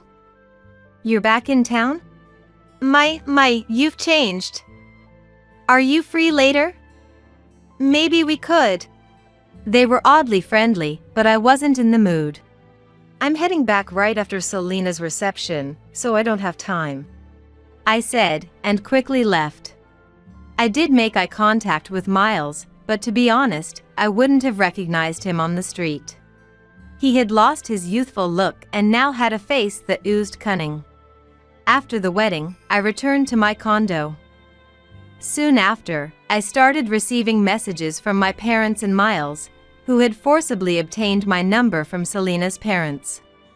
According to a message from Selena's father, who apologized for giving them my contact, it seemed they wanted me to attend Miles's wedding. "Miles is getting married?" "Yes, apparently to the younger sister of a college classmate. She's only 21 and quite beautiful." What does that have to do with me attending? According to Selena's father, Miles had gotten his job through my grandfather's connections, but his self-esteem far exceeded his actual abilities. He also had a bad habit of looking down on people and would say things like, "No need to listen to people who've stayed in this backwater town," making him unpopular. That's why when he announced his wedding, almost everyone from colleagues to bosses gave excuses like, "I planned to have a terrible cold that day," or "My tarot card reading advised against going in the direction of the venue." Planning to have a cold, huh? I see. My parents and Miles didn't want to be outdone by the number of attendees from the bride's side. Even though I'm not the most exciting sister or daughter, they seemed to think it was better to have me there, given that I have a graduate degree from a prestigious university and a government job. I was annoyed by their shallow thinking. Competing over the number of attendees is ridiculous. But if I kept ignoring them, they'd surely pester Selena's father, saying, "Tell our daughter to get in touch." So, I reluctantly replied to Miles' message. He said, "Long time no talk. You must be happy to be useful to the family for once." I ignored his petty comment and decided to attend the wedding just to minimize the hassle. Fast forward to the wedding day, 2 months later. The bride was as beautiful as Selena's father had described, and she seemed genuinely kind and straightforward. I wondered why such a wonderful woman would marry someone like Miles. But I decided not to pry and just play my role as the groom's sister. After the wedding, Miles and his new wife left for their honeymoon. No one tried to keep me around, and I had nothing to say to my parents or grandparents. So, I briefly visited Selena's home, said my greetings, and left. Time passed without any contact until Miles suddenly reached out, inviting me to come see the cherry blossoms. It wasn't a grand event like the National Cherry Blossom Festival in Washington, D.C., but my hometown also had a botanical garden with cherry trees. It's a common seasonal event. However, I was suspicious. It turned out, the real agenda wasn't cherry blossoms, but convincing me to give up my inheritance rights. Apparently, there's a big land development plan near our family home. A major developer was planning to buy up the area to build a large condo complex. Real estate transactions were heating up around our family home. Our home was situated right in the planned development area. Our great-grandfather used to run a firewood and charcoal business there, so the property was quite large. It included not just the house, but also a sizable parking area. It seems Miles and my parents, enticed by the rising land value, want to ensure I didn't get a share of the inheritance in the future. Don't count your chickens before they hatch, they say.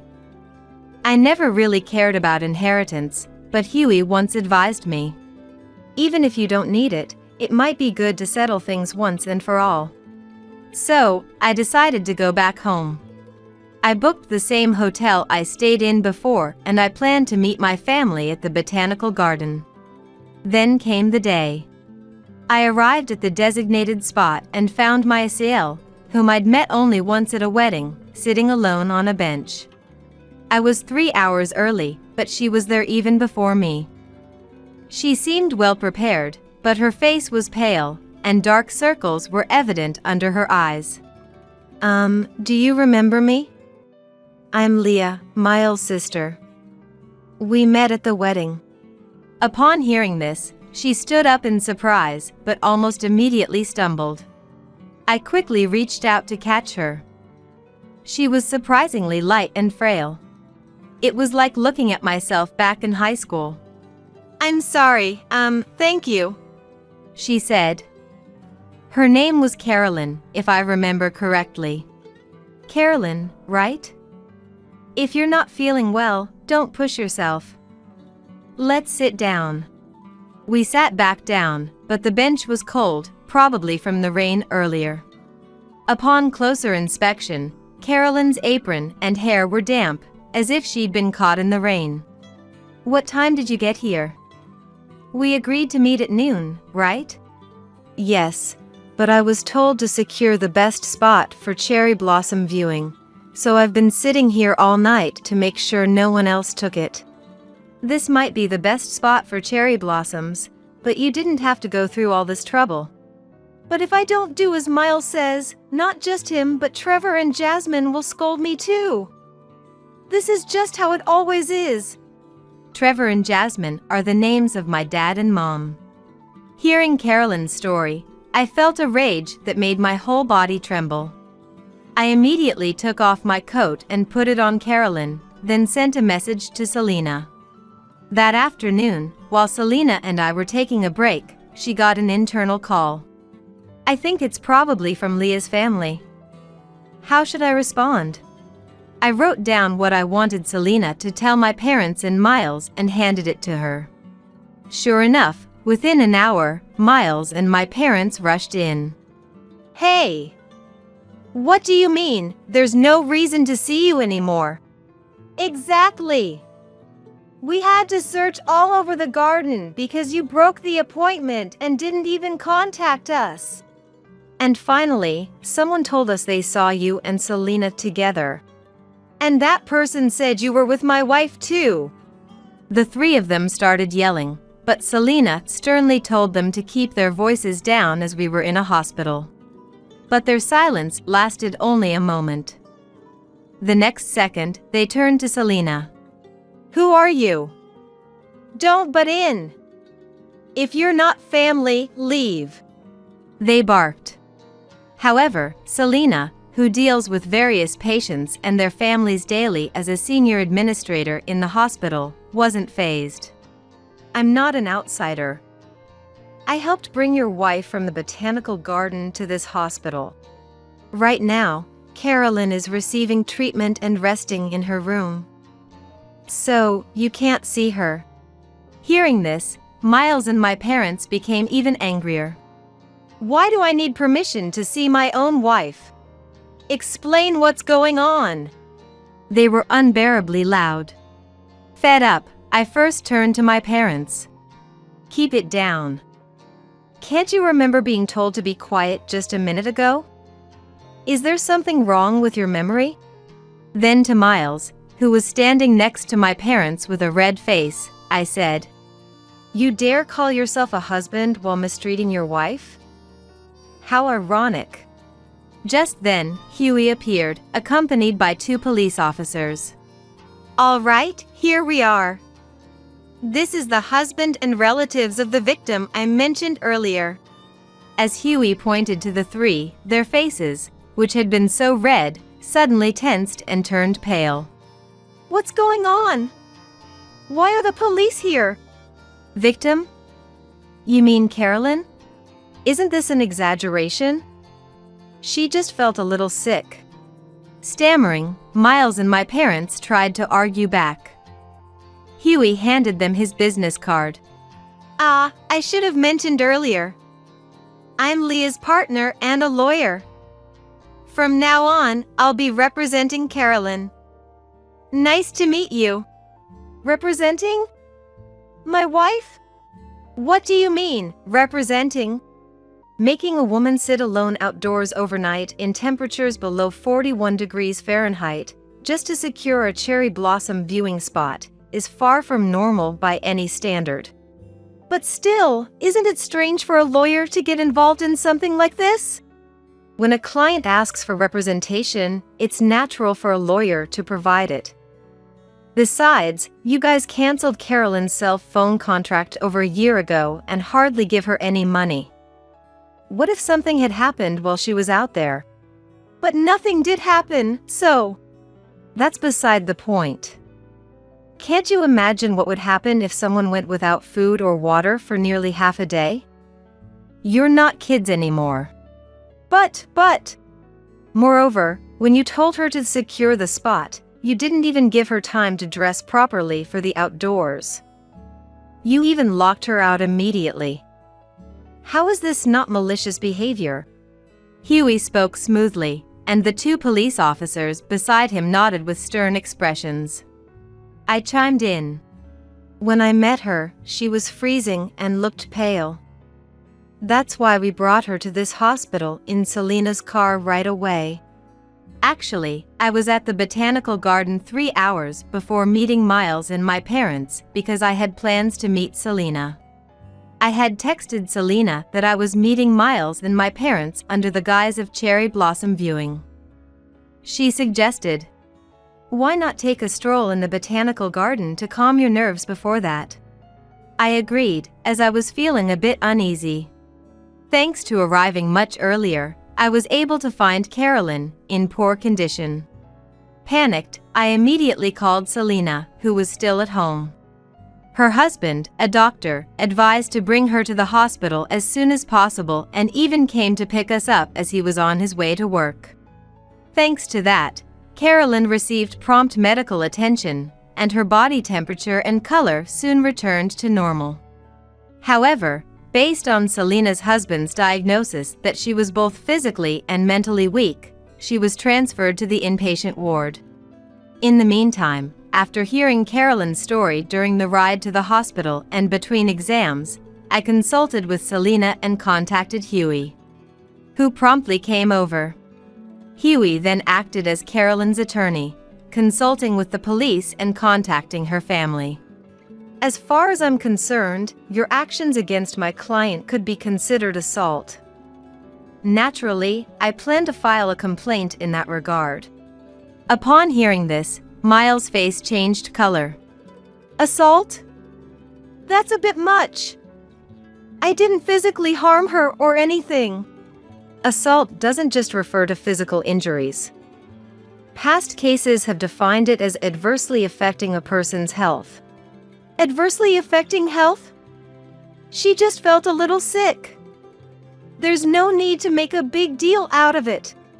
Whether it's a big deal or not is for the police and prosecutors to decide. As Huey said this, the police officers standing behind us said, "Let's take you somewhere to hear more about this," and led the three of them away. After getting an earful from the police, Miles and his parents returned home only to find Carolyn's family waiting for them, looking furious. According to what Carolyn later told me, her brother had always thought of Miles as a bright and caring friend. When Miles started dating Carolyn, her brother was thrilled. But then, Miles told him that Carolyn said, "I've always hated my family. Now that I'm married, I've finally cut ties. I told them to not contact me anymore." After that, her brother was blocked on all forms of communication. He even visited their home but was turned away, being told, "She's crying and doesn't want to see you. Please leave." On the other hand, Carolyn was told by Miles, "Your brother never liked you. He begged me to take you off his hands. I only married you out of obligation, not love." My parents and grandparents also kept telling her, "You're a burden. Just be grateful we're putting up with you. You're a burden. Just be grateful we're putting up with you." Clearly, they were trying to isolate Carolyn from her family to use her for their own convenience. What a despicable bunch. But all their schemes came to light because of this incident. Carolyn's family, who rushed over after hearing the news, took turns staying with her until she recovered and was discharged from the hospital. Although the police ultimately let them off with a stern warning, in a small town like mine, social condemnation can be far worse than legal repercussions. When we took Carolyn to the hospital, the three of them showed up at the botanical garden only to find it occupied by another group, which led to a heated argument. Word spread quickly about the incident, and rumors started flying. Miles and my dad felt so humiliated they ended up quitting their jobs. As a result, it seems that he repeatedly treated his young wife so badly that he even sent her to the hospital. Oh, I heard he went on a rampage that even the police were called. Even the husband's parents got together and took his wife mentally. Miles and Dad quit because they couldn't stand it anymore, as these rumors spread, with some exaggeration, not just in their workplace, but also in their neighborhood. Moreover, a big land development deal fell through, causing property values to plummet. Miles and his family, who had bought up neighboring lands, ended up in massive debt. Carolyn's family then demanded a divorce, compensation, and a division of assets, pushing everyone to the brink. My grandparents lost all their assets and had to move into a care facility after the shock of being kicked out of their home. Miles and his parents, now facing a hefty divorce settlement, begged Huey, who was representing Carolyn, for help and mediation. But Huey simply responded, "You must be joking. If you try to contact Leah or me for money, we'll have to respond legally." I had changed my number while my parents and Miles were being questioned by the police, and they didn't even know my current address or workplace. So, there's no way they could contact me directly anymore. Now that I'm free from all the complications related to my family home, especially since my grandparents' inheritance is gone, I feel utterly liberated.